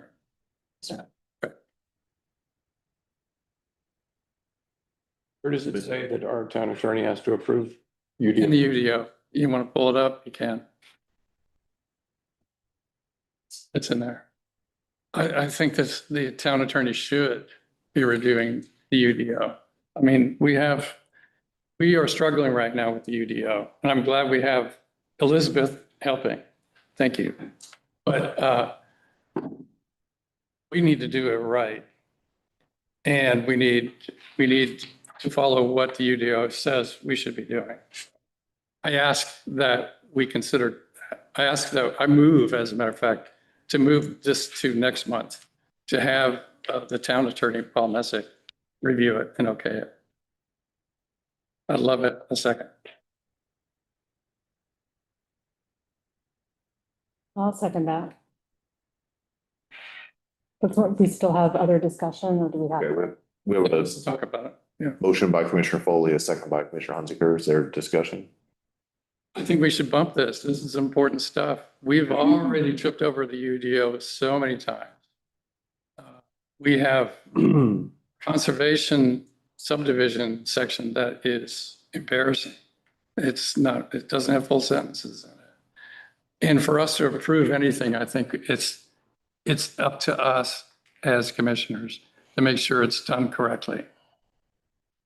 And that makes not just the planning department pushing it forward, but also what is described as the legal entity that is our town attorney to give us a thumbs up. I would love to hear more thoughts about that. Since we're veering into discussion on that, Mr. Messick, since it's already been reviewed by the attorney what do we call that? If the other attorney? Contract attorney. Okay, our contract attorney. And I thought I saw in here that you put back some comments on it as well. Have you reviewed this newest? I mean, Do you feel that you need to review this, or are you satisfied with this contract attorneys? I have not spoken to them. I don't know what they said about it. This is a document that's going to be published. And I think it's prudent for us to make sure that it's vetted by the town attorney. Not a contract, because a contract attorney doesn't report to us. It's 1 month. Let's get it right.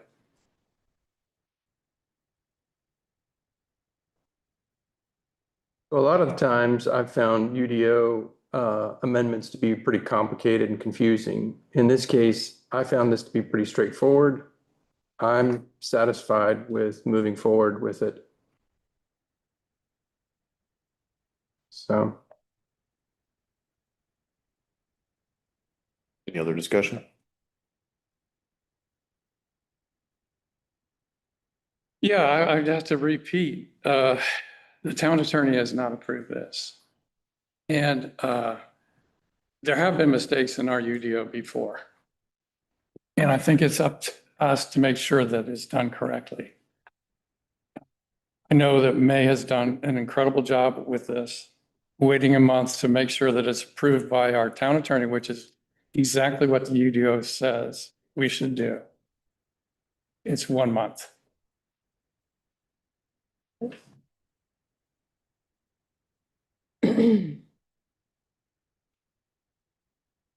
Mr. Messick, can you comment on that requirement?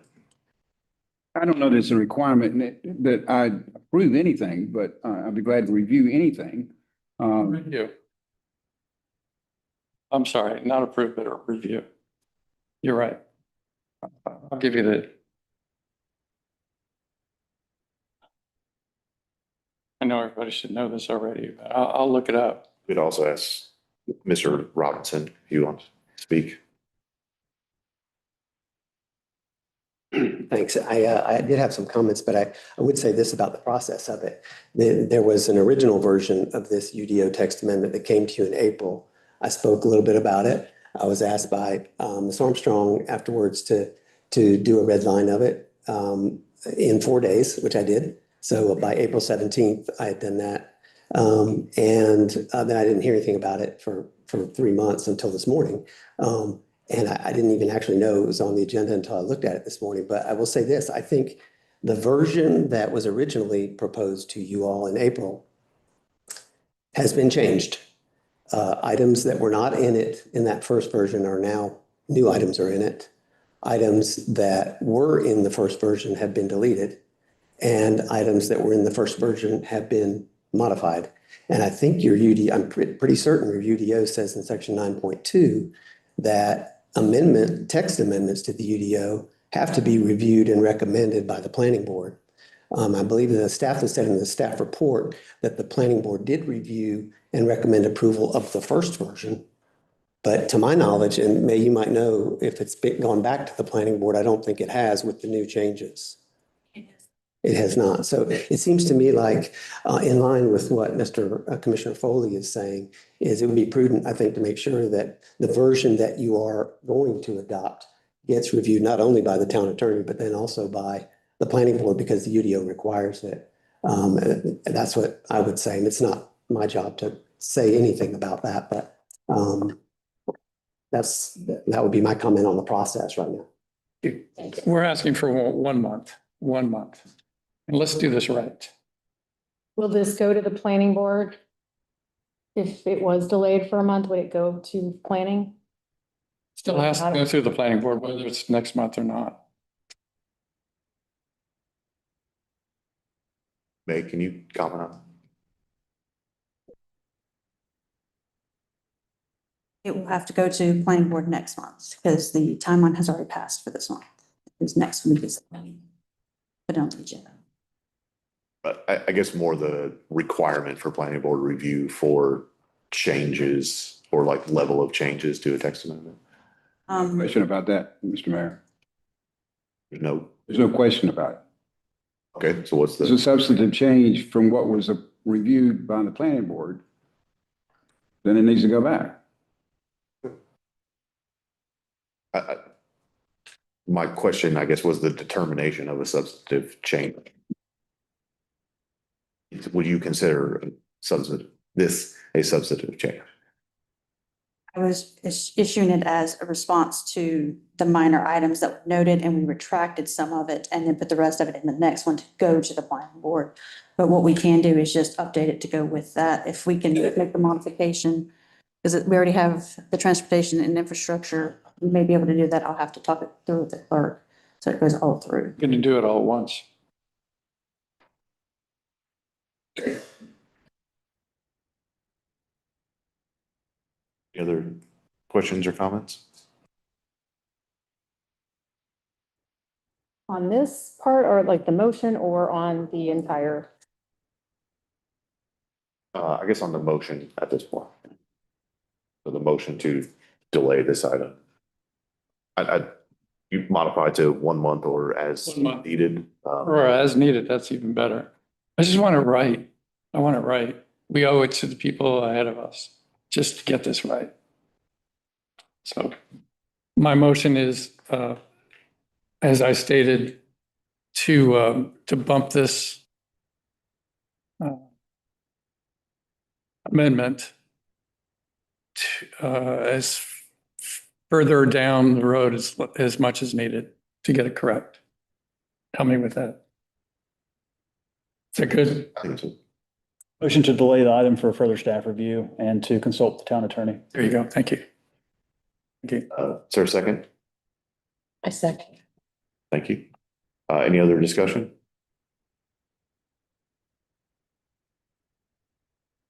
All those in favor say aye. Aye. Any opposed?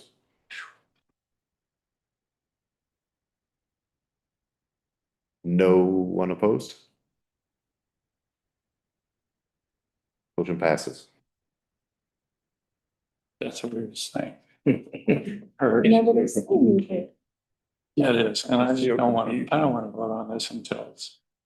Yeah, I'm clear. Yeah, did you have I have other a comments? question about, I'm not done with it. Can we do that or do I have to wait till next month? Bill? I don't have an idea, honestly. Neither do I. I would say give your comments to staff and then as it comes back to us, as it gets reworked and re-reviewed. The question, rather than comments? Well, I guess it's more of a comment about it based on something that was brought up about how your watershed is going also to planning, that's in process now as well. And this is covering transportation infrastructure and we've got watershed coming up. I basically, because it's a consistency standard and it's going to the UDO, I just wanted to see if I could ask if there could be some standard requirements for, To the board. I'm sorry? Talk to the. board. Okay, I'm sorry, because I was kind of asking her. So I would like to see that, sorry? Respectfully, I'm sorry. Respectfully taken.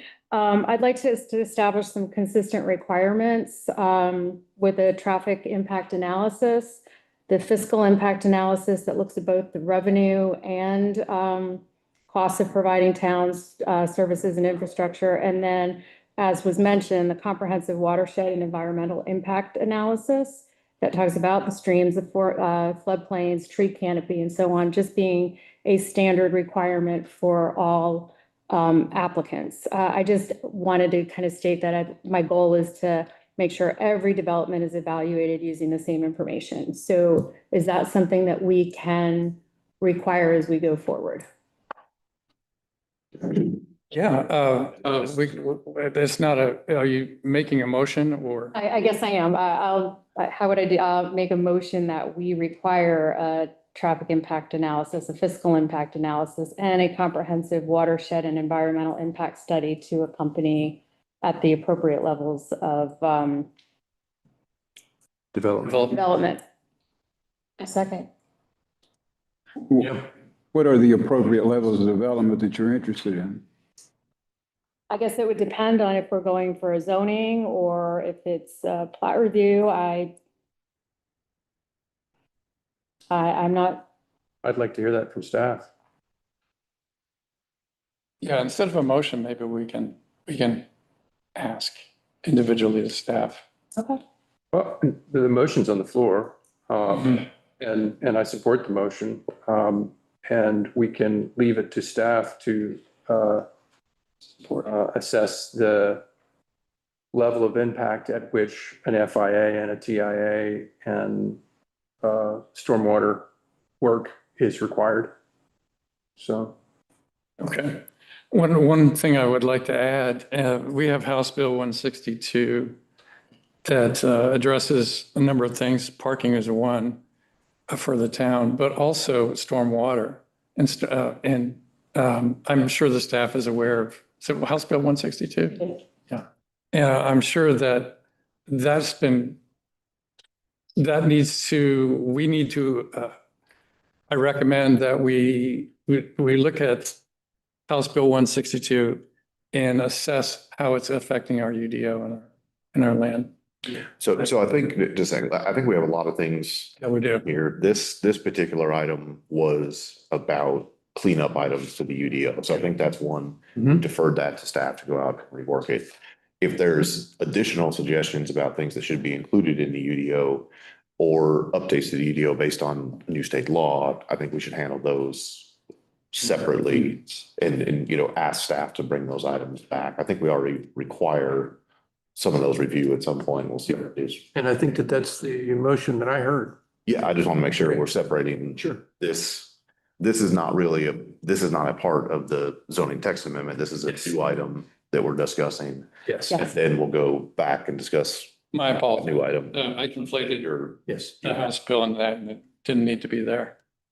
However, Commissioner Hunziker, would you be willing to take that as a friendly amendment to a fourth item for your motion? Yes, Parking? yes. Yeah. Okay. Parking. Just because of the House bill yeah. Whatever changes are needed to our UDO based on the passage of that new law. Absolutely. Water parking. Yeah. TIA, Yep, the environmental. FIA. Storm. It's exact language on like a stormwater. comprehensive, Stormwater. stormwater that includes things like that could include the parking and also tree canopy. Okay. Yeah, House Bill 162 also addresses some fire department issues too. So that needs to be addressed as well. So, All right, so I think One question. A lot of talk, but we're on this text amendment request. Correct. We're done. We voted on that. on it. Okay, so we should go to our next order on the agenda before we start on House Bill 162 or anything. We should follow our agenda, correct? unless we modify it, yes. And we did not. Well, I think It was just comments, so. motion from the floor is acceptable. Yeah. So let's try and separate some of that. I think as a matter of course, or correct me if I'm wrong, but staff would bring updates based on state law updates to the UDO. Okay, so we already have that piece. They're tracking state law updates and we'll come back to not requiring parking. And then if you can like repackage a suggestion of your additions to the UDO function. Okay, let me get my notes again.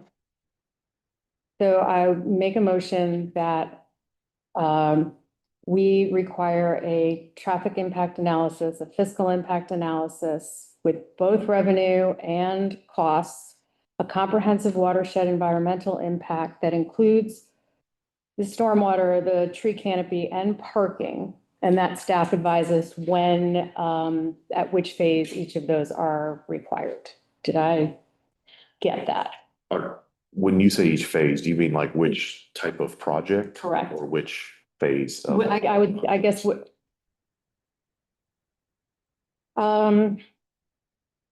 would actually be both, wouldn't it? Because it could be with zoning, it could be with anything that goes before planning, and it could be at a certain phase within those. So. And magnitude of development, like size of impact was my first thought on this.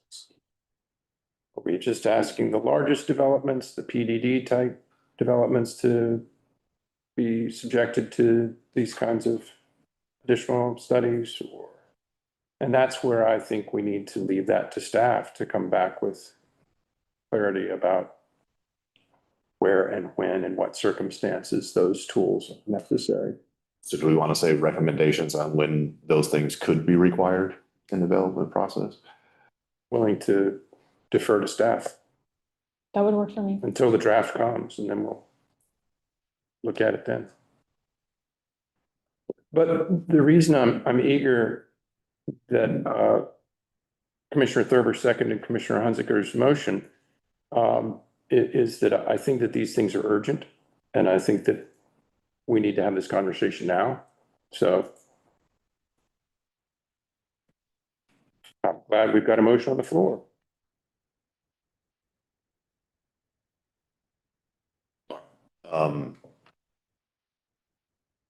Is everyone clear on what the motion is?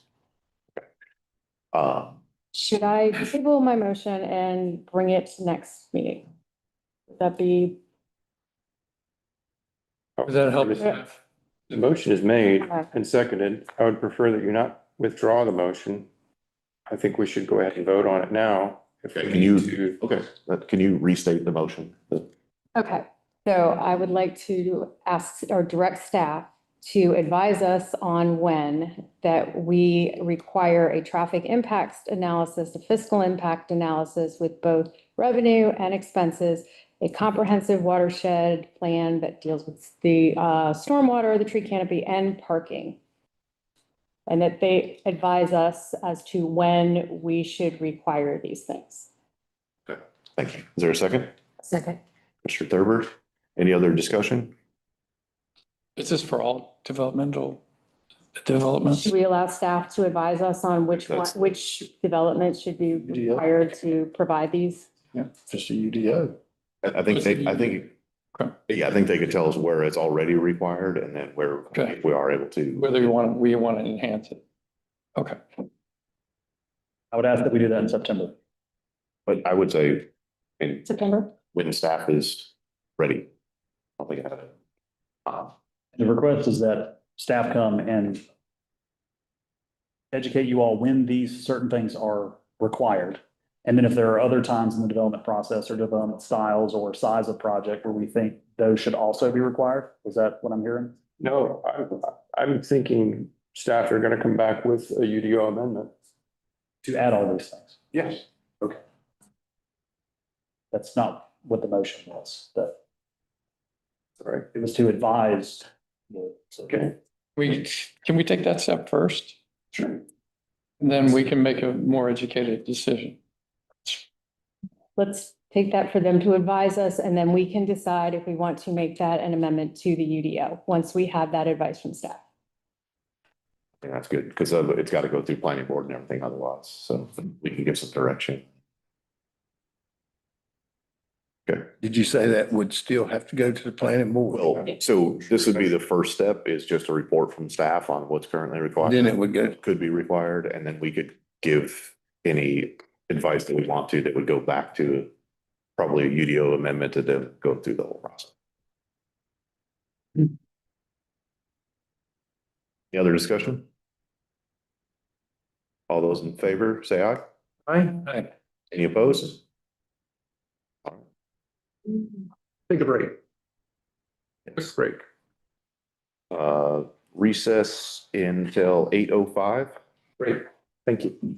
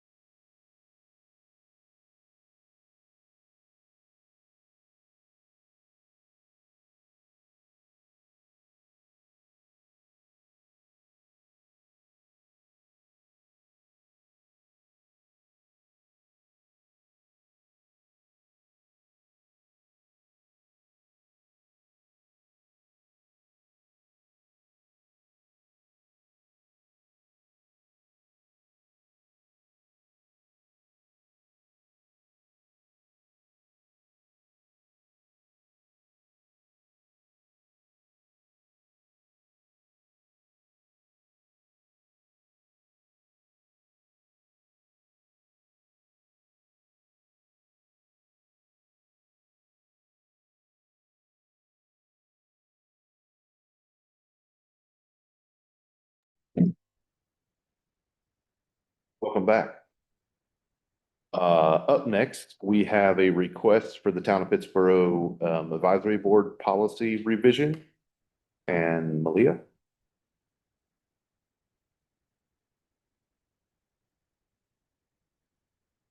Good evening. So before you tonight is the revised advisory body policy for your consideration. Following the review from the board in May, staff really carefully considered edits and comments from the board, incorporated those edits throughout, and provided the revised version to the affected departments for their review. The overall purpose of the policy has remained the same, while the revised version is intended to feel a lot more supportive and user-friendly for advisory body members, while also maintaining that consistent governance framework. So I'm happy to answer any questions that you may have. Thank you. Any questions?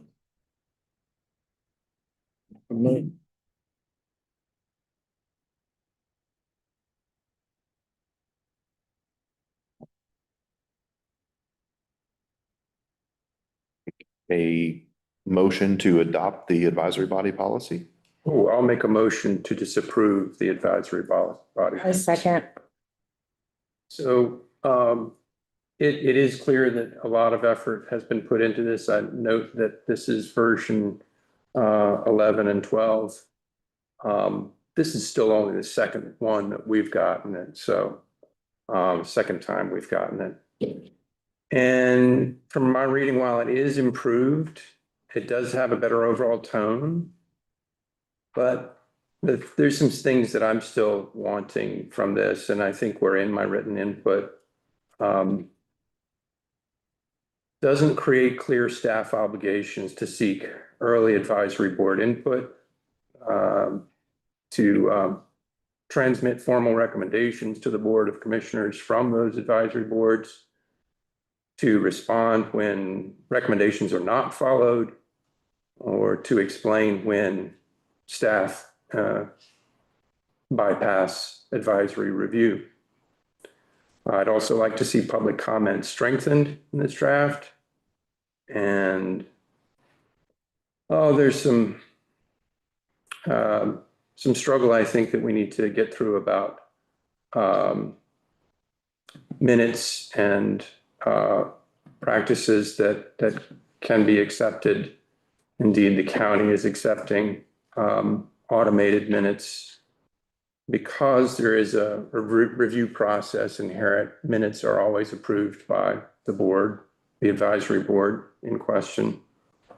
So any automated minutes that would be drafted would, of course, be reviewed by presumably staff and board members or the board chair. On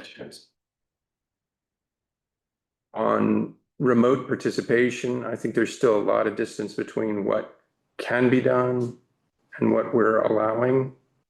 I really prefer the more permissive rules of the county, Chatham County's boards. So I'd like to see that changed. I have some more thoughts, but I think that's enough to support my motion. Do others have thoughts?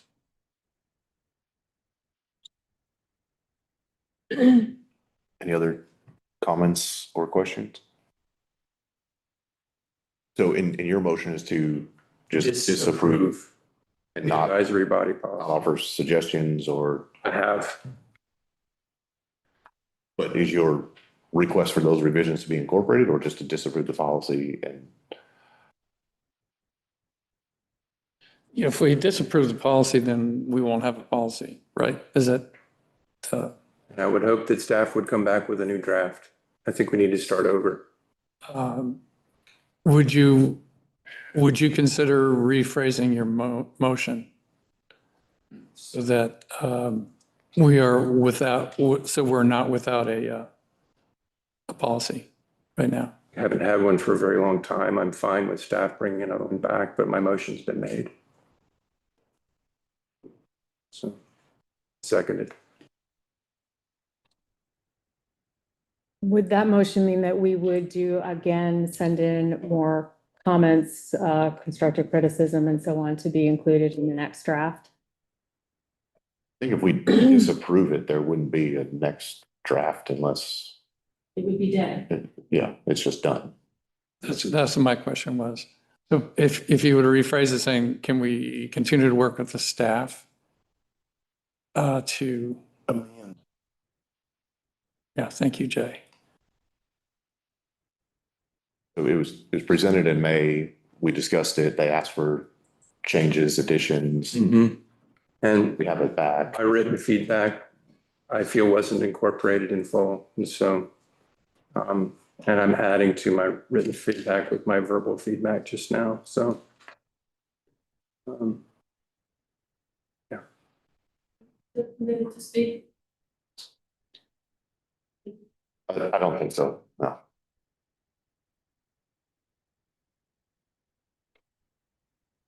Any other discussion from the board? Well, I do think that this is a significant improvement on the one that we received before, but I do think there is a few things that we could definitely do to make it better. And I would like to get a better policy, advisory board policy in effect.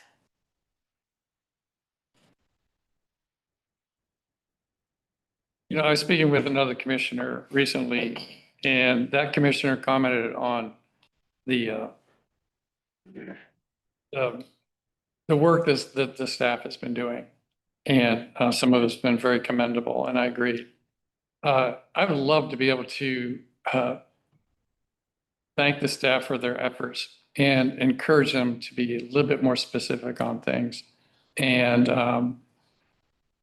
so I would object to voting on your motion, but I would love that we work with the staff and come up with a second motion, that we can do it in a way that's friendly.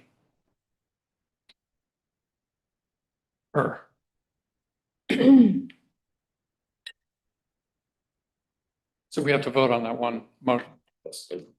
Any other discussion? Motion to table would take precedence.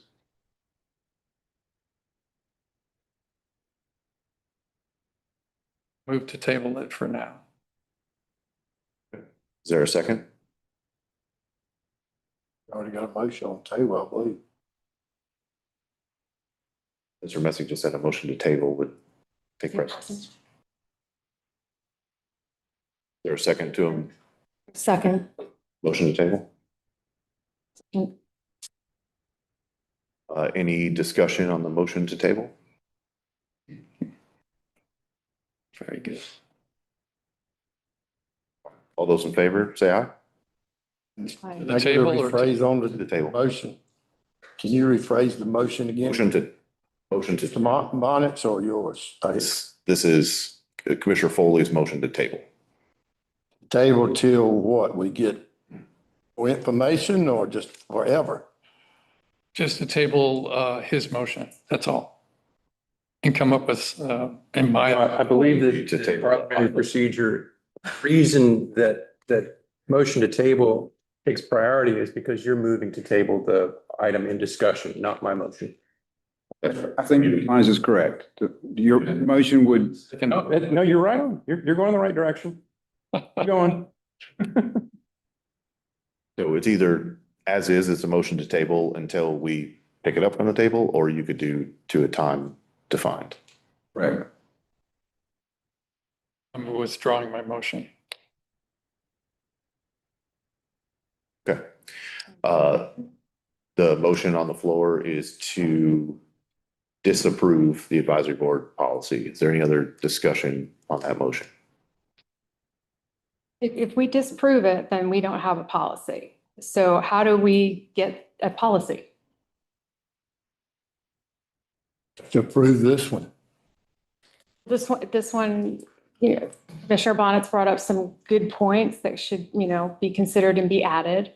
And I do know that staff is working on some frequently asked questions along with the advisory board policy. So I think we need to let them get back to the drawing board and get some more suggestions from us. This is a significant improvement. It's almost there. So how do we get a policy if we disprove this?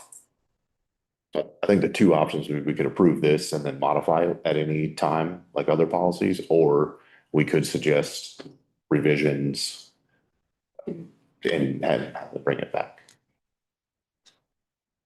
Do you think we need revisions? But we've already made revision requests that I didn't see. Let's talk about the requests that you don't see. What were some of the Well, revisions? the first one was the remote, someone calling in to the meeting. That's not allowed. I don't remember the rest of them, but that was probably my number one. Because a lot of them, being on that board for so long, a lot of people do travel, they have lives. This is not a paid position, this is a volunteer position. And I think in some of the language, it says, you know, if you miss 2 meetings or something, you're out. I don't agree with that either, because again, we all have lives, things happen. So Yeah. virtual participation was, we added a section dedicating procedures for virtual participation. Okay. Allowing virtual participation with the caveat that they are not counted for quorum or a vote. And that was discussed along with staff. And that was the recommendation from staff as well. Public comment is also addressed in section 6.6. Planning board will be required to have public comment. We feel that that's really important from planning board. It's up to the board chair for the other boards to decide whether they would hold public comment in that section. But it would be an option for them rather than just completely cutting it off. Attendance is not addressed in the policy anymore. All of those were cut out. Term limits, attendance were all removed, and reference the creating documentation. So the board would retain control over what those requirements are by passing, let's say, the resolution. So those things were addressed in several sections. Well, I'll be honest, trying to read it, I couldn't really get past the first page because it just is very wordy. It kind of like some sections contradict itself, and it's just hard for me to read. And I can't imagine a volunteer reading that and then also wanting to sign up to be on that board.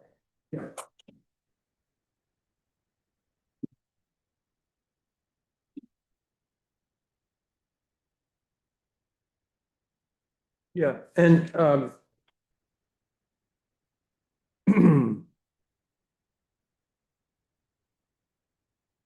I regret that I felt compelled to disapprove the policy, but it really does feel like we need to start from scratch because of concerns like this, because of what I feel is still some problems with tone. So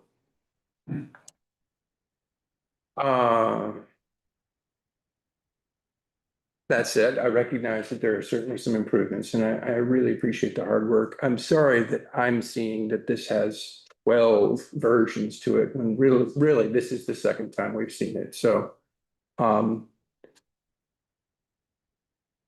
will modify my motion to table the advisory body policy if I can get a second. Second. And ask that we specifically address some details. I don't recall what I had submitted in my prior email, but I would appreciate that closer attention to those concerns. I do feel strongly that if we're going to ask this much of our advisory body organizations, that notwithstanding disagreements with Mr. Franklin, I think we need to state what staff's obligations are. And I'm not trying to write job descriptions in an advisory board policy, but I think there's some clear things that we probably ought to be able to agree on, like staff should be obliged to seek early advisory board input rather than bringing things that are already fully fleshed out. And those recommendations from those advisory boards should be transmitted formally to this governing board. And when recommendations are not followed, that an explanation be offered as to why staff bypassed those recommendations, or when staff bypass advisory review. So that would be the board that would not follow the advisory recommendation, right? The boards would be making recommendations to us, and then as a board, we would follow that recommendation or not. Well, I've heard rumor of recommendations that haven't come through staff to this board. So, yeah, and I think we need to think through more carefully note-taking and remote participation with an eye to what the county has done, because I feel confident the county has vetted that with their attorney. It seems to work well, and I really like the way that works. And I'm aware of that because of my service on the County Climate Advisory Committee. Those are the things that I would like to see changed. I think we have a consensus there. Yeah, we do. So can we? That's how we do it. A little bit to put the onus on us to table it and ask board members to submit written comments in the next 30 days to staff? Sure. Is there a second to that? Second. Thank you, Commissioner Foley. Any other discussion? All those in favor, say aye. Aye. Any opposed? All right. Thank you. Thank you, Malia. Up next, we have the Parks and Recreation Advisory Board resolution return. Katie?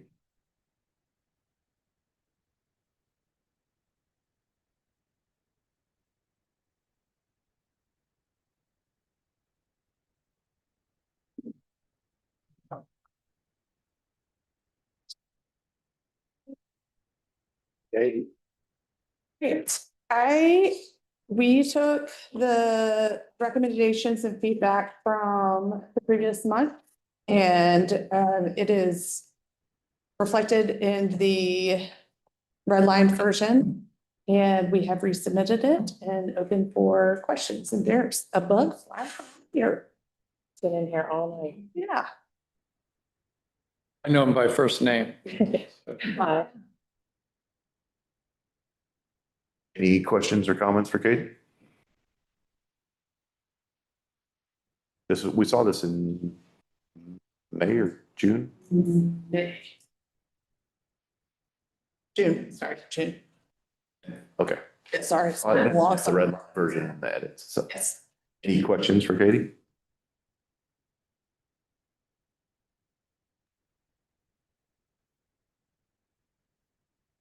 I'll start.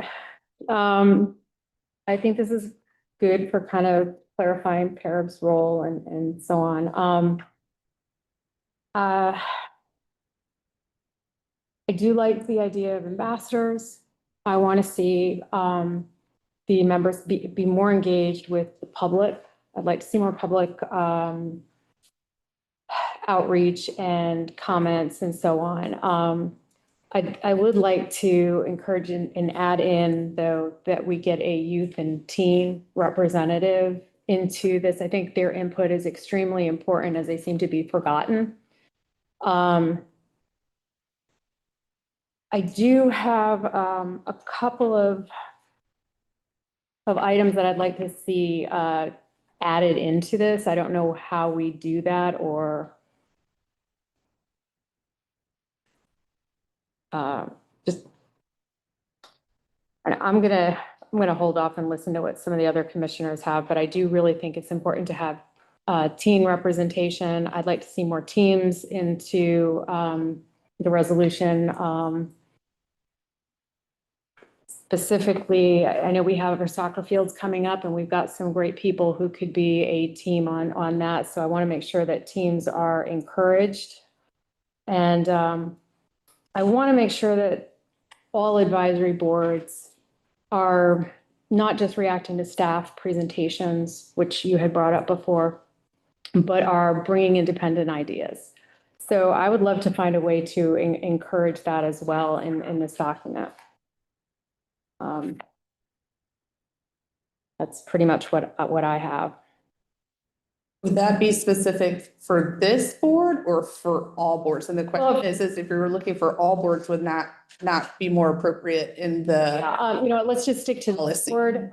I would love to see, and I don't know if this is for something to develop more with this resolution, but I'd like to have the ambassadors be responsible for a park and bringing back things that they notice in the park and going out and talking to people. For example, we went and we toured some parks and we saw things like signs down and so on and so forth. And I know that parks can't be everywhere, but if we had our ambassadors taking and I'm calling them ambassadors instead of just advisory board members, taking a more active role, they could be advising, they should be coming in and giving a report back to you, back to staff, that, hey, this was going on, or this is broken, this needs to be fixed. I want the agenda to allow for that. I really, really would like to see more community engagement from Parks and Rec. That's what I have. Thank you. Can we get some clarity on what you mean by more community engagement? I would like to see public comment when a park's coming up, inviting the public out to speak to the advisory board on things that they want. Maybe more surveys when a park is coming online. We do really good surveys. We just don't get enough people out to them. I love the dots. I think we do a really good job with that, but I don't think we get the message out more. So maybe engaging our ambassadors to do that would help us get more community engagement and more input so that we actually do have a good final product. Because we had, I feel like, great engagement on Robeson Creek. We did. A lot of people. We did. And I love the dots. I love that we were out there more, but again, I would like to see our board and our board members out there continuously engaging and being out there to the parks.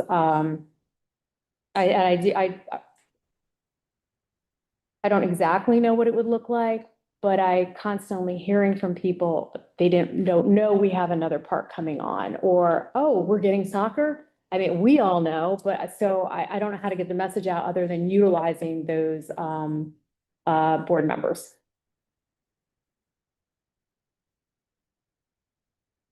So when we talk about board members like being volunteers and working on this, is this a requirement that we want to make? Encouragement? Encouragement rather than a requirement? Strong encouragement? Yeah, I would hope that para members are in parks routinely and regularly and coming back with observations and suggestions.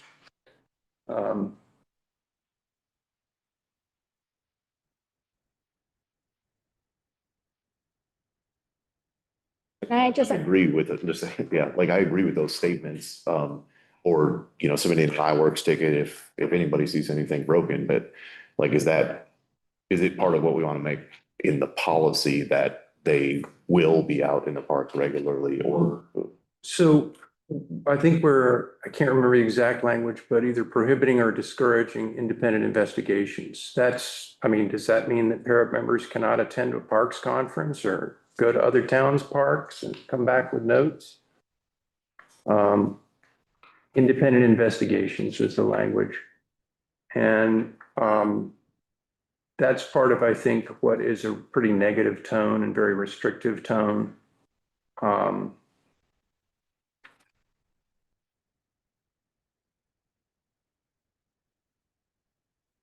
I would like to see para be conduit from residents and the community to staff and to the Board of Commissioners, not merely a promoter of town programs and parks. My Commissioner Hunziker, our conversations about this word ambassador have pivoted around my sense, my general sense that the word ambassador in this policy pulls us away from a more active advisor role. Because there's so much from our current policy that is not in this draft. And I do feel the need in the design of new parks to have a balance of approaches, including a return to our clear tradition of natural parks. Also, I feel the need to have para members give input on gifts and grants and donations, which is deleted from the current policy, but they did that in the past.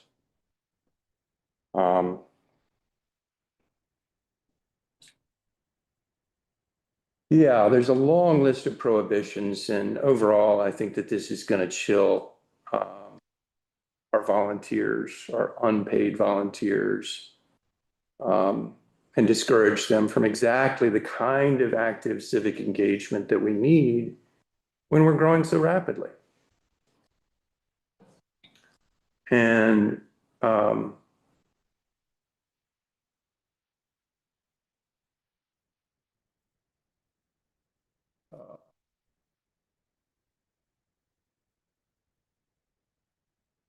yeah.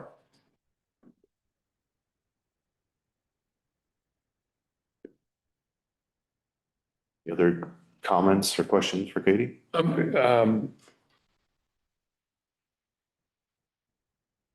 There's a lot of negative there. I'm wondering if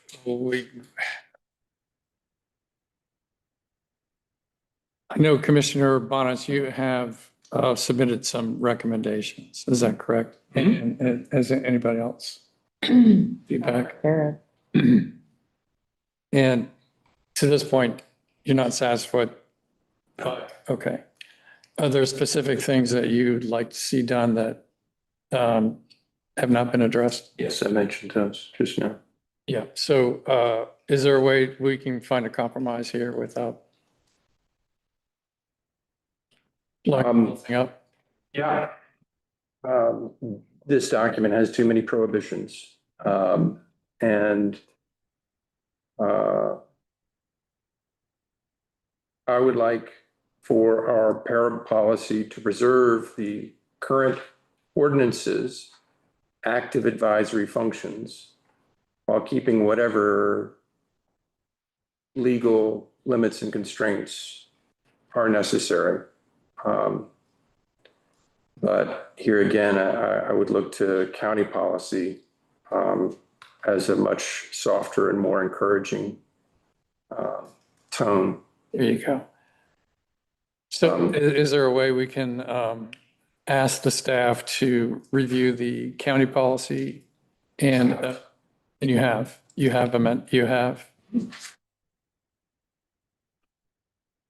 made any of the changes that you requested? No. None. I'm not going to say none, but okay. All right. I'm just trying to find a way through this.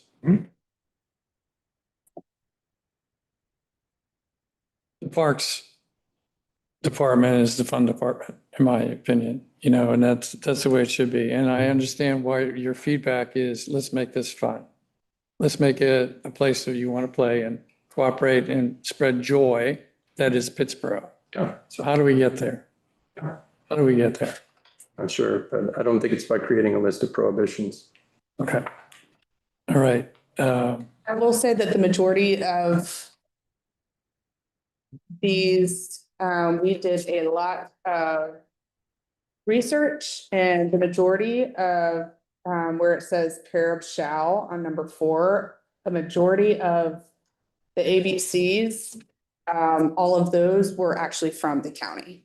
They're Parks and Rec Advisory Board. So just to clarify that. No, the positives, they shall. So of duties and responsibilities came directly from the county. Drawing those. Okay. So we're close. What else can we do to move it forward? Is there specific items you can point out and ask them to readdress them once again? Not tonight, but In writing? Sure. Move that we table this, as we did with the last one, for 30 days with, written input from board members. second. Okay. We have a motion by Commissioner Bonitz, second by Commissioner Foley. In general, like process wise, I think maybe this is what we should do going forward, because we've had both of these items they've come for comments, they've gone back, they've been revised by staff. In this case, we had additional review time for the agenda as well. So, I want to make sure, I think we need to hold ourselves to the written comments, and then we can have responses from staff and things like that. So that we can get just generally items addressed, comments addressed from commissioners, and be clear about that. But I think we're on the right path, with these two now, hopefully. Any other questions or comments on this discussion on the motion? Speak the motion. The motion was to Table for written comments from board members. within 30 days.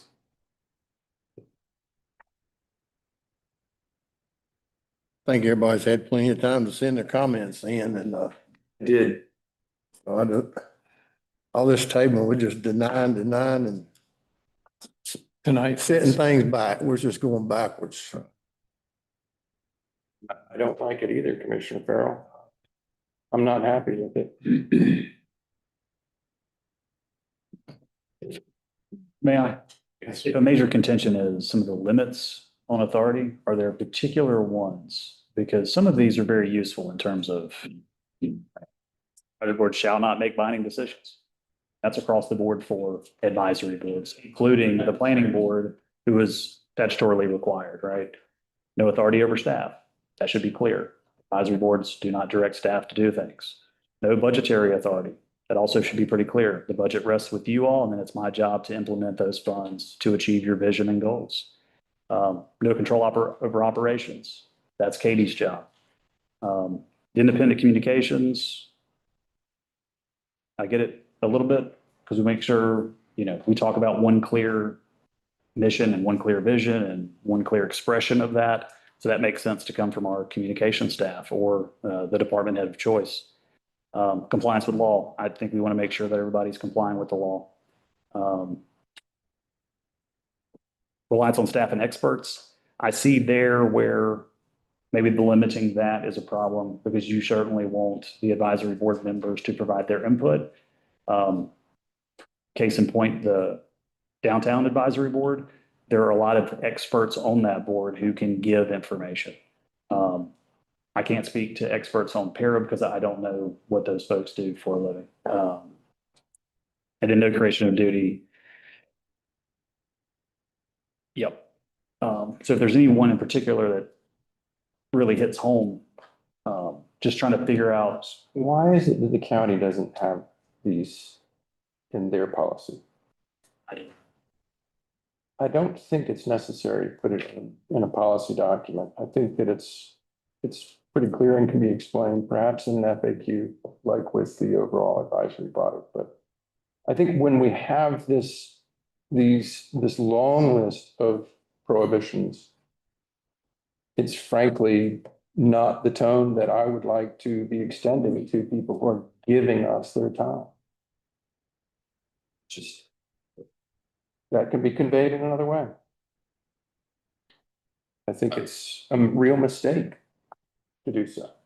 So I would say that particularly as we grow, it is important to establish these guidelines. And this isn't necessarily the flyers we're going to hang around town, but I think it's important to establish and make this clear in an official document and not in an unofficial way. And I think just anecdotally, as we look at applications for service in the town of Pittsboro, we see significantly more applications in the town of Pittsboro. And I continue to see the county re-advertising for vacancies that they're not able to fill, apparently. So I think we're doing something well with advisory board And I think we need to do it carefully. Agreed. But, Because I think this could undo that. and I think the other thing about this is a board policy and we can change it at any time. But I do think that setting it is important. Yeah, and some of these, we've actually had instances where these particular ones were violated. So I think there's, in terms of staff. Yeah.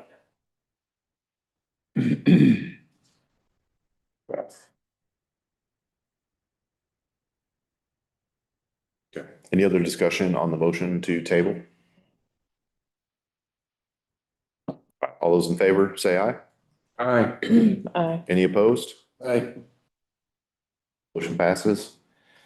Up next, we have the appointment to the Parks and Recreation Board and we want to delay this as well as we did prior. Well, sure. I'd like to make a motion to appoint Hillary Pace, Molly Wilging, and Patty Dukes to the Parks and Rec Advisory Board. A second. Okay, we have a motion and a second. So just as an FYI, if, per last time, we had adjusted to go from 7 members to 9 members. And do change some of the requirements of ETJ versus in town. So that may change just as an FYI, depending on if we're still looking to go that route. So wanted to make sure that you're making an informed decision based on. Yeah. So, And so we haven't yet Just- we formalized that yet. We're still at. Okay, you talk. And if and when we pass the Arab policy, that will bring it to 9 members. I'm not sure, but Katie, does this get us, would 3 appointments, what number would that get us to? Yeah, 2 would have to be ETJ and 1 would have to be in town. That is the difference. When on the new policy, if you're going up to 9, the new one reads that because especially since we had 15 applicants were in town, with the new policy we would need 5 people with the opportunity of up to 3 people be ETJ, but they don't have to be ETJ. It just allows you that fluctuation depending on, as was mentioned last time, what happens if we have downtime and don't have as many people that are not in town residents that are wanting to participate. And we need to depend on that ETJ. Without resolution aside, what are they currently looking at for openings? 1 in town and 2 out of town? 1 in town and 2 out of town. I don't. Yes, and with, 15 in-town applications and 3 out-of-town applications. No, my motion doesn't work. So you need 1 from the in town and 2 from the ETJ. It's not Without the updated resolution. This one isn't correct.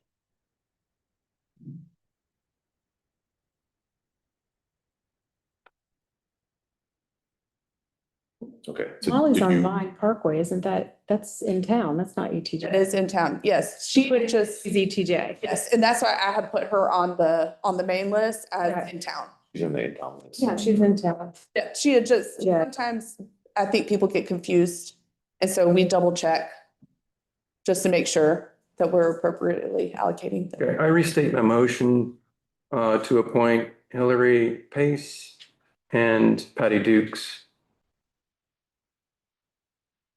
Agreed. What seats would those be for if we're not doing all 3, or who would still? 1 in-town seat and 1 ETJ seat. But there's 2 ETJ open and 1 in town. That's my motion. So, but we're gonna have to state which in-town seat that's for if we're not gonna do both of them. You're only appointing 1 in town and 2 ETJ. Oh, okay, so sorry, we have to state which ETJ seat the 1 would be for. Patty Dukes is Patty Dukes. Oh, she's reappointed, okay.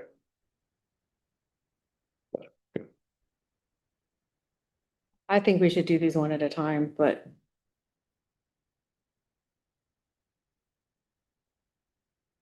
Commissioner Bonitz, would you like to modify your motion?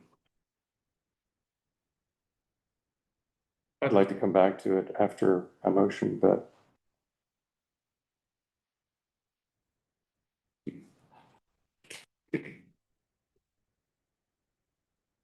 I was just saying modify to do them one at a time. At the request of Commissioner Hunziker. okay. My motion is withdrawn.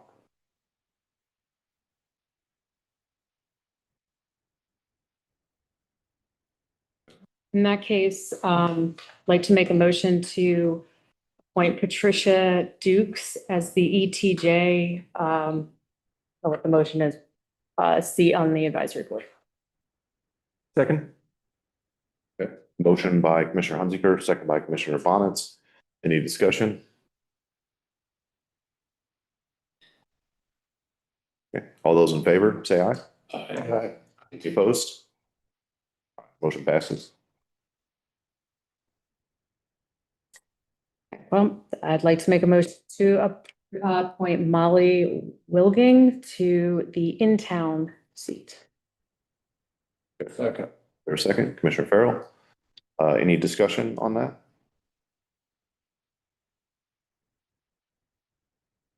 She's a great candidate.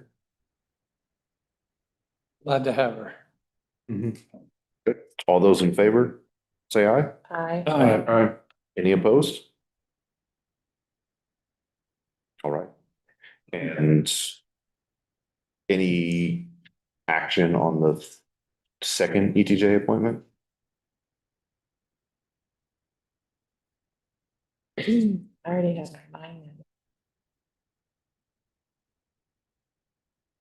If not, we would welcome a motion to re-advertise for another ETJ member. Yes.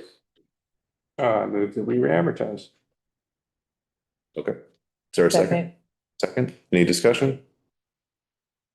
All those in favor, say aye. Aye. Any opposed? Motion passes. Sorry, I had somebody that was in favor. Oh, should be good.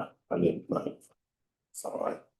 All right. Up next, we have the section design plan liaison position. Bye. On everything. Okay.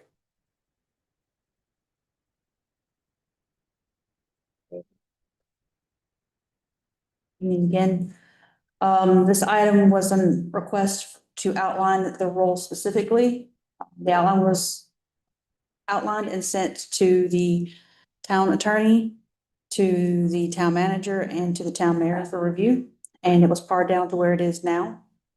And that was the final revision. I would like to remind the board, there is a first meeting tomorrow with Chatham Park at 2 p.m. to do the TRC with other members, and that includes county. And it reviews the SDP checklist. And then the bi-weekly meeting is on Thursdays. And that one is this week from 3 to 4:30. So those are two of the type of meetings, and there is a schedule available for whoever takes that role, if that's the case. So is the technical review committee what reviews the concept plans? Concept plans, SDP plans, they get one review on each of those pieces. Let's see those. And then their comments, yes.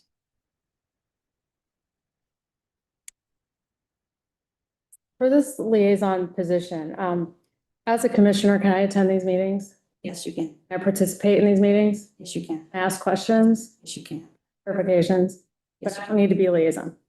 So why are we doing this? It just seems to me that it would be better to encourage commissioners to attend these meetings so that we are informed of what's going on and instead of depending on another one of us to hopefully make these meetings and then bring us back a report, that it, from this description, seems to limit what a commissioner can do, because you just said I could ask questions, and this says that the questions need to go through the town manager or staff. So I don't see the need for this position, but I do see a need for the Board of Commissioners to take maybe a more active role in participating in these meetings. That is discretion of the board of whether or not the position actually exists and how it exists. So it'd be your call. Mr. Hunziker, are you saying that in general for technical review committee meetings or specifically for Chatham Park? For the liaison for the SDP, I don't think the position needs to exist. I think we need to show up to the meetings and participate in the meetings. This seems to limit what commissioners can do in these meetings. And I know we could rewrite it but I don't see the point of it. I think we should start attending the technical review meetings and the every other Thursday meetings, so that we're getting firsthand information and not relying on somebody to go to this meeting and then come back to the next board meeting to tell us what was said, or even in a report. I think would be better for us to attend. I don't think we need this position. I agree. I would agree that we don't need the position, but I don't think I don't think we need to participate in the technical review committee either, with staff being that portion. Then it comes to the advisory boards, and then it comes to us. Like, we have that process in place. I think it creates a few issues of, if multiple commissioners attend and participate, that is probably an open meeting. And then also, if commissioners are attending specific meetings or specific developer meetings or things like that, I think it can create an imbalance in the feedback in those technical review committees. So if somebody wanted to commit to, attending all technical review committees for all projects, I think that's different. But if it's like selective engagement in a staff process, that's something I'm worried about. Taken.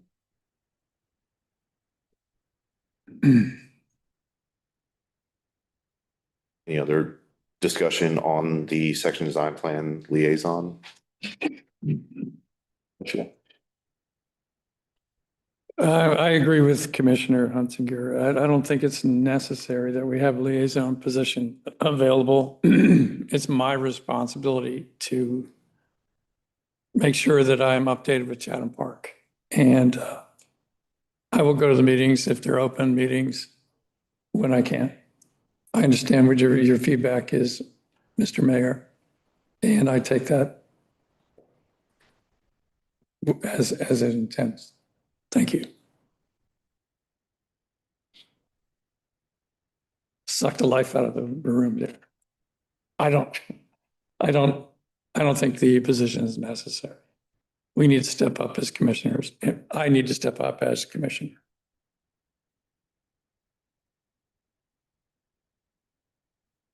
I think it's okay. I mean, I think it says liaison may participate. It's not required as a part of the process.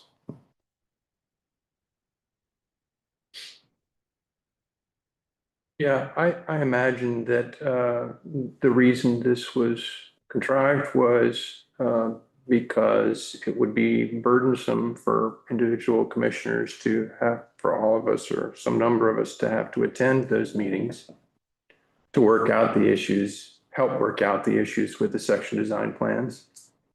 Commissioner Hunziker, you've convinced me that it may not be necessary. However, I do recall Commissioner Foley, you asserting that the board should be allowed to ask questions and make statements in those proceedings regarding the section design plans. And Commissioner Thurber, you agreed. And so I think that there are issues that maybe we address that with our request of staff to get TIAs and FIAs, et cetera, into our UDO. But I think there's possible improvements for the South Village, and I'll just leave it at that. Mr. Misc, could you speak, I guess, generally on like board participation and staff technical review? or in public participation, I guess. If that's allowed. I'm sorry, I did not hear your question. Okay, if the board or public would be allowed to participate in like staff technical review committee meetings. There's the open meetings issue that if a majority of the board should attend and consider or deliberate with regard to a public matter, that's not allowed unless you treat it as an official meeting. And with notice to the public and that sort of thing. It might have some effect on the process. Okay. Certainly would slow it down.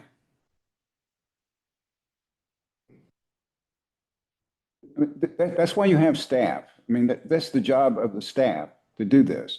It will come before you soon enough, and you may regret having it come before you. But that's the time you get to ask questions and offer your comments. It seems to me. I agree.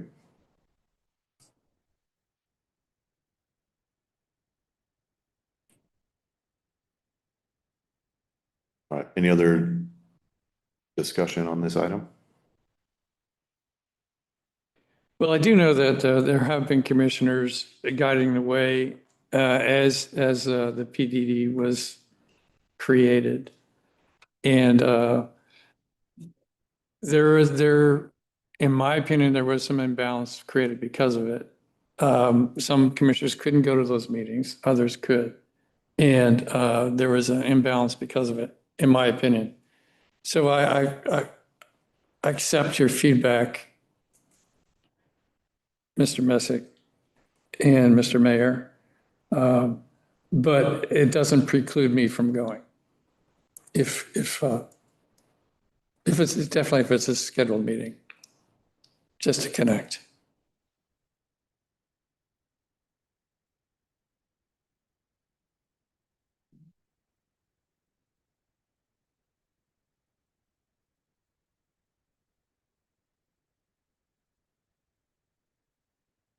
Jonathan? I have a lot of thoughts. So is the idea that we would continue with these meetings, how they are regularly scheduled, and then a group of board members or one or two or three, whatever, would just show up when you're available? Or is there going to be some coordination to make sure that more than two are not showing up so it isn't a public meeting? Correct. I would think there would have to be coordination to make sure that it was First come, first serve. Let's say that. RSVP. Yeah, it's our call. Because staff also put together pretty robust notes following each of these meetings. And so I think we'd be more than happy to provide those notes to you all after each meeting. That would be wonderful. Eliminate a lot of confusion. Also, there are conversations between staff and developers that happen because it's staff and developers. And I think some of those conversations are very key to the process being as successful as it has been with some of these other developments that you've seen and approved. So I'd caution you there as well.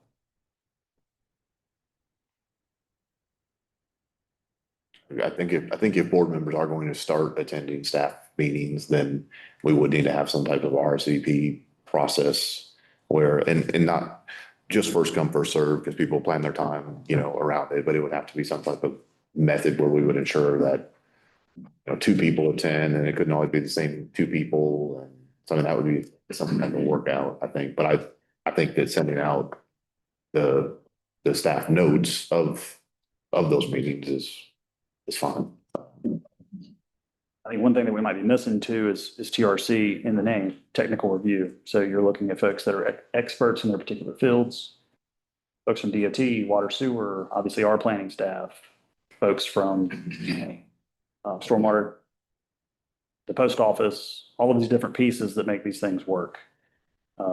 Typically, this board is charged with the overall arching policy, which was the small area plan, the creation of the section design plan, and then the ultimate review of that section design plan once it goes through the staff process with the technical side and the experts. So I'm also curious as to what the input would be at that stage from the elected officials. we in the meeting kind of coming up with new policies, although at this point, it's kind of late to change what approved. You can trust us. Can't. You know, I think that the whole idea has been brought up because in this section, small area design plans, there's an agreement that there is a suggestion at least that we have a liaison. So, you know, so there was some discussion at one point that commissioners really do need to be connected more intimately. And I would think that all of us, I'm only speaking for myself, but I would not be stepping on toes. I'd be there monitoring and learning as opposed to spouting policy or creating policy. That's not how I work, at least. Can't speak for the rest of the board. But it's my intention would be to learn, to be advised of things that are coming and not to shape policy. And I think that's probably what the board would do as well if they wanted to attend. So I wholeheartedly agree with that. I think sending out the reports would make sure that all board members have the same information at the same time from that concept. I understand the subtlety there, you know, because the conversation changes when there's a commissioner in the room also. And so I understand that. And I think the board also understands that. So I think a good compromise might be just that a transcript is provided to us. Report. Okay, a report. Yeah, because a liaison to, let's say, the Parks and Rec Board, right? Because then you're liaising with the folks that you've selected to advise you on parks. That makes sense. Liaison with the ABC Board, liaising with the folks that you've selected to represent the town on the ABC Board. I think, if memory serves, it was Commissioner Bonitz that requested the liaison be put into the STP process for the SAP. So I don't know if you remember that or have any thoughts on what the original intent was. That may be helpful. Did I suggest it? I think so. Came from staff. Okay. I think it came from them after a conversation with you, I believe, but it doesn't matter. So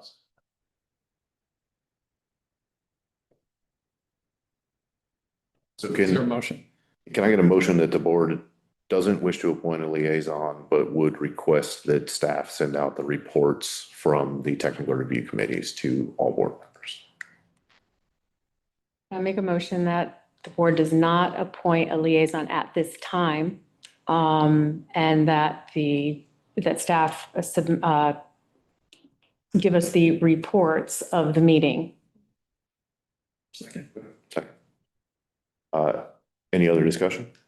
I'll just mention, I have the utmost confidence in our staff, and that's their profession, that's their job. And getting a report back after the meeting, that's the minimum. I mean, I don't see why we need anything more than that. We're not gonna have a liaison. We don't need anything more than that. I think we've got the staff that can handle any issues with the Chatham Park small design plan, section design plan, and we'll do the best of what the town of Pittsboro. Well said.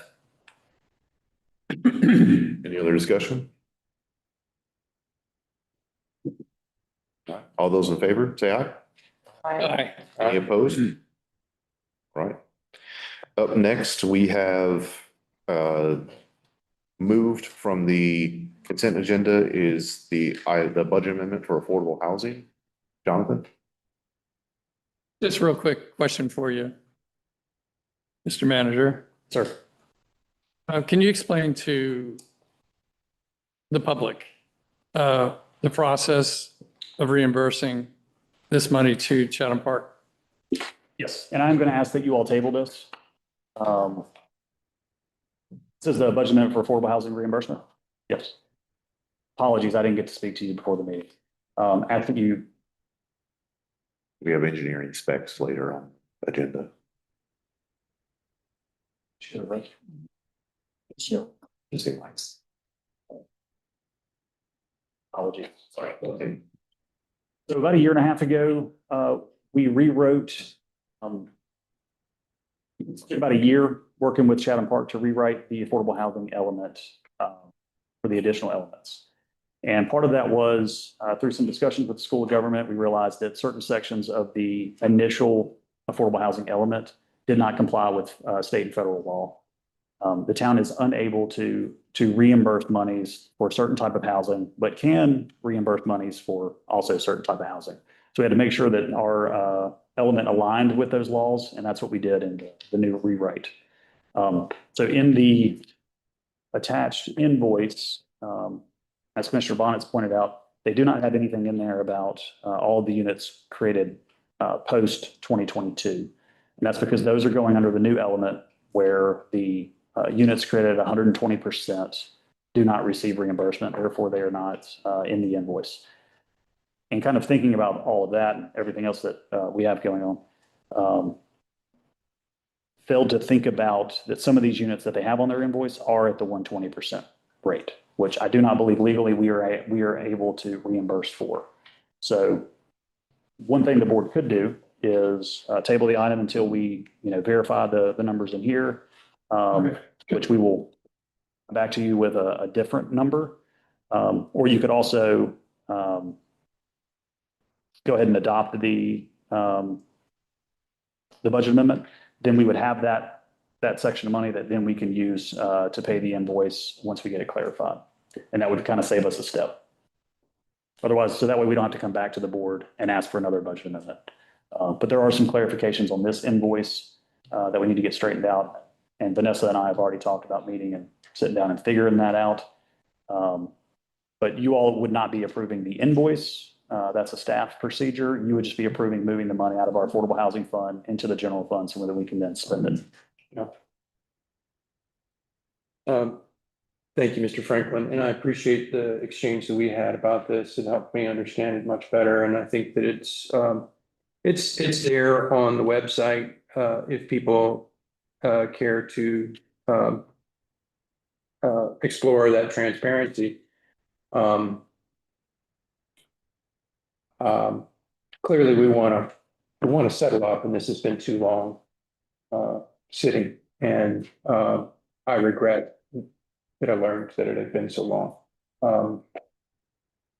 Can I sorry, because I spoke to Commissioner Bonitz earlier about this. Chatham Park had actually submitted a reimbursement request about 3.5 years ago. And because of changeover in staff, I think you all had an interim manager at the time. Understand. It all got dropped and it's kind of just been sitting there. Yeah.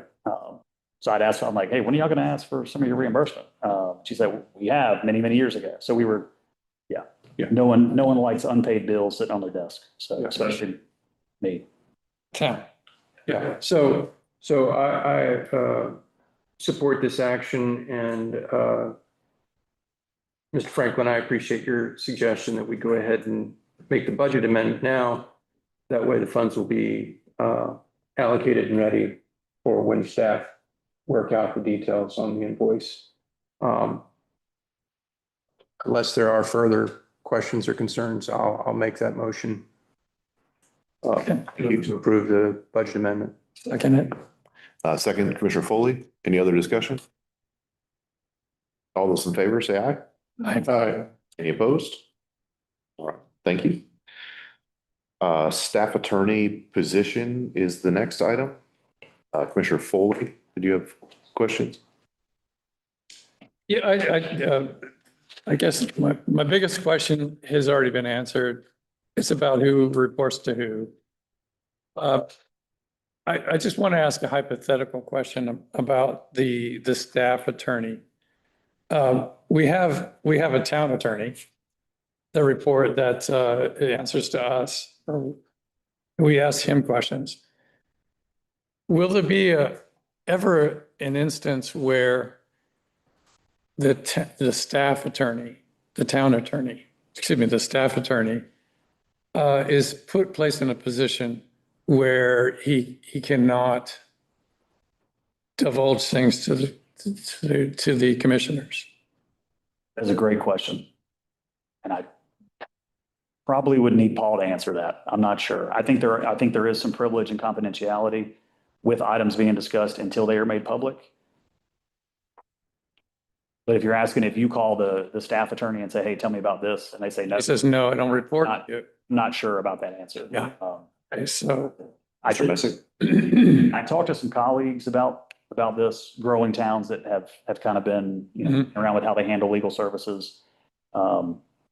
And they did say that for one that had a, town board hired contract staff attorney, just like Paul is, and an internal staff attorney, the contract attorney with the board trumped that one. So if there was ever disagreement, which he said there was almost never disagreement, when there was, the town attorney was the ranking attorney.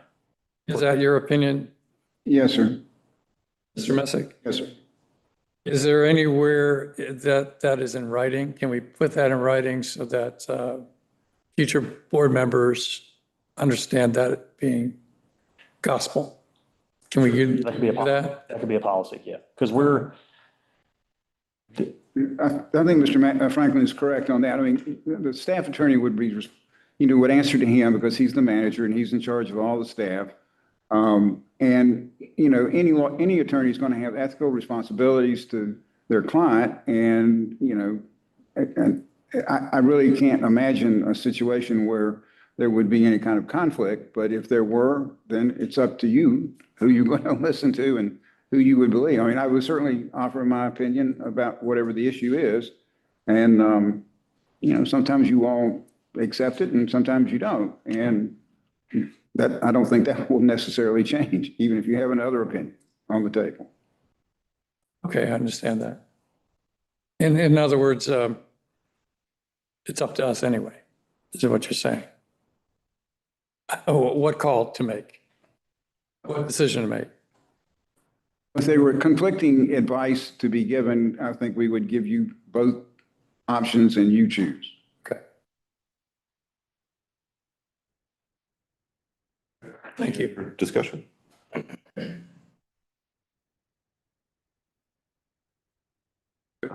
Take a motion to approve. So moved. Thank you, Commissioner Bonitz. There's a second. Second. Commissioner Foley. All those in favor, say aye. Aye. Up next, we have the moved Minnie Brooks. This is from. Just a quick question. Okay. sorry. I think I couldn't find it on my papers. It said something about a blanket statement. Can you read that to me? How that moved? How this works? Yeah. So the Minnie Brooks Act looks at, y'all correct me if I'm wrong, but engineers, surveyors, folks of that nature, typically where you have to do qualified or qualifications-based selections. And that goes from 0 all the way up. And so when we're trying to hire, let's say, a surveyor to do a small survey for a sidewalk project, we have to go out and do a full process just to hire someone to do a $2,000 survey. And it just doesn't make a whole lot of sense, slows things down. So it's capped at 50? Yes, sir. So the Minnie Brooks Act exemption that you all would provide then I can go out and hire these folks up to $50,000 per project. Understood. Okay, that's all. Yep. Thank you. In the past, it's been on a case-by-case basis. This is a blanket overall. That's what the word blanket is intended to cover. This. That's why I was asking. Yeah. Can you talk about blanket? How does that improve the effectiveness of your decision-making process? Well, it doesn't force you to go out and do a full RFQ process for a small thing. And certainly for a town like us, where we have surveyors who are active in Pittsboro, typically you have your person you go to and say, hey, I just need a quick survey here. Okay. Or if you're doing a quick, let's say, engineered drawing for a parking lot, where you don't need to go out and do a robust search for an engineer. And plus, as you all know, Heather's not going to let me spend any money unless she looks at it and makes sure that it's within range. Well, yeah, you're right. Okay. Next time I'll just say that. That's all I have. Thank you. All right, take a motion to approve. So moved. Thank you, Commissioner Foley. Second, Second. Commissioner Hunziker. All those in favor, say aye. Aye. Any opposed? All right. And last action item is the engineering standards specifications. I thought we tabled that. We moved it We moved- off of the consent agenda. Okay, all right. Your request. Yeah, oh, yeah. I thought we tabled it with the other. Being Armstrong. Yeah. Okay, What? go ahead. We're good. Go ahead, May. Sorry.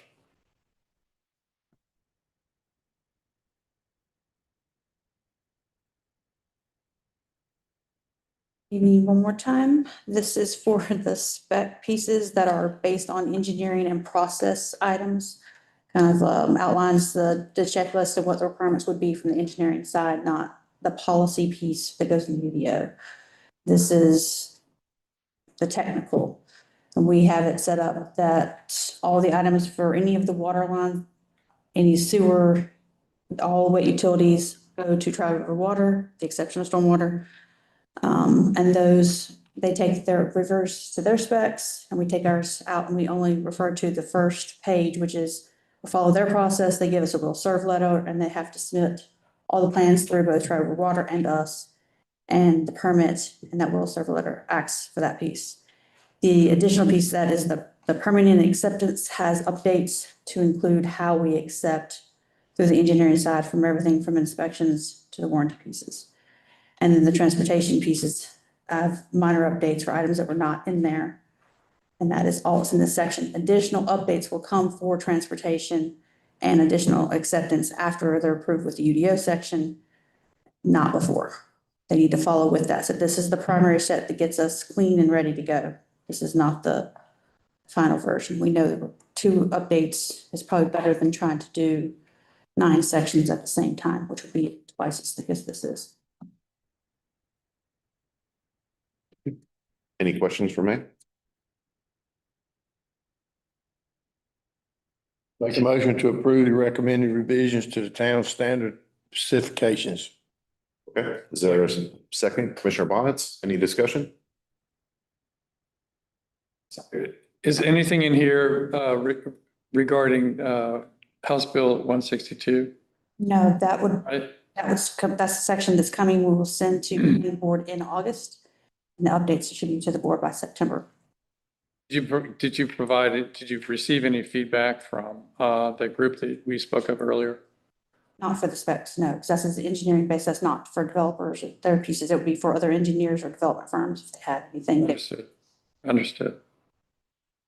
And it is not required to go to planning board or any other item. It is strictly for more of an information, making sure that you know what we're doing, the updates that we have.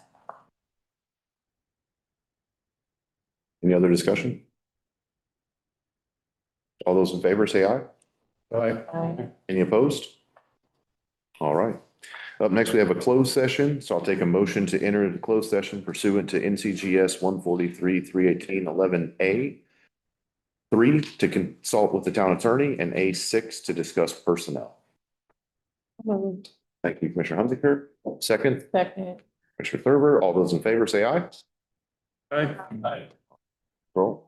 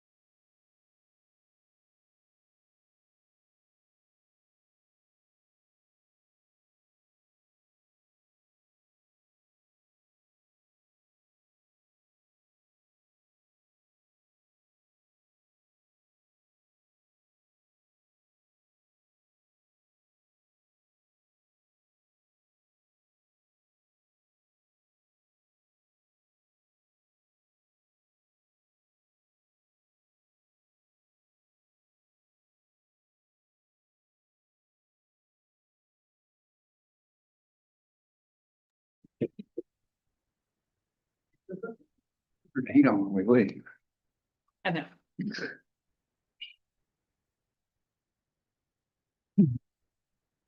All right, we're back in open session. I'll take a motion to adjourn.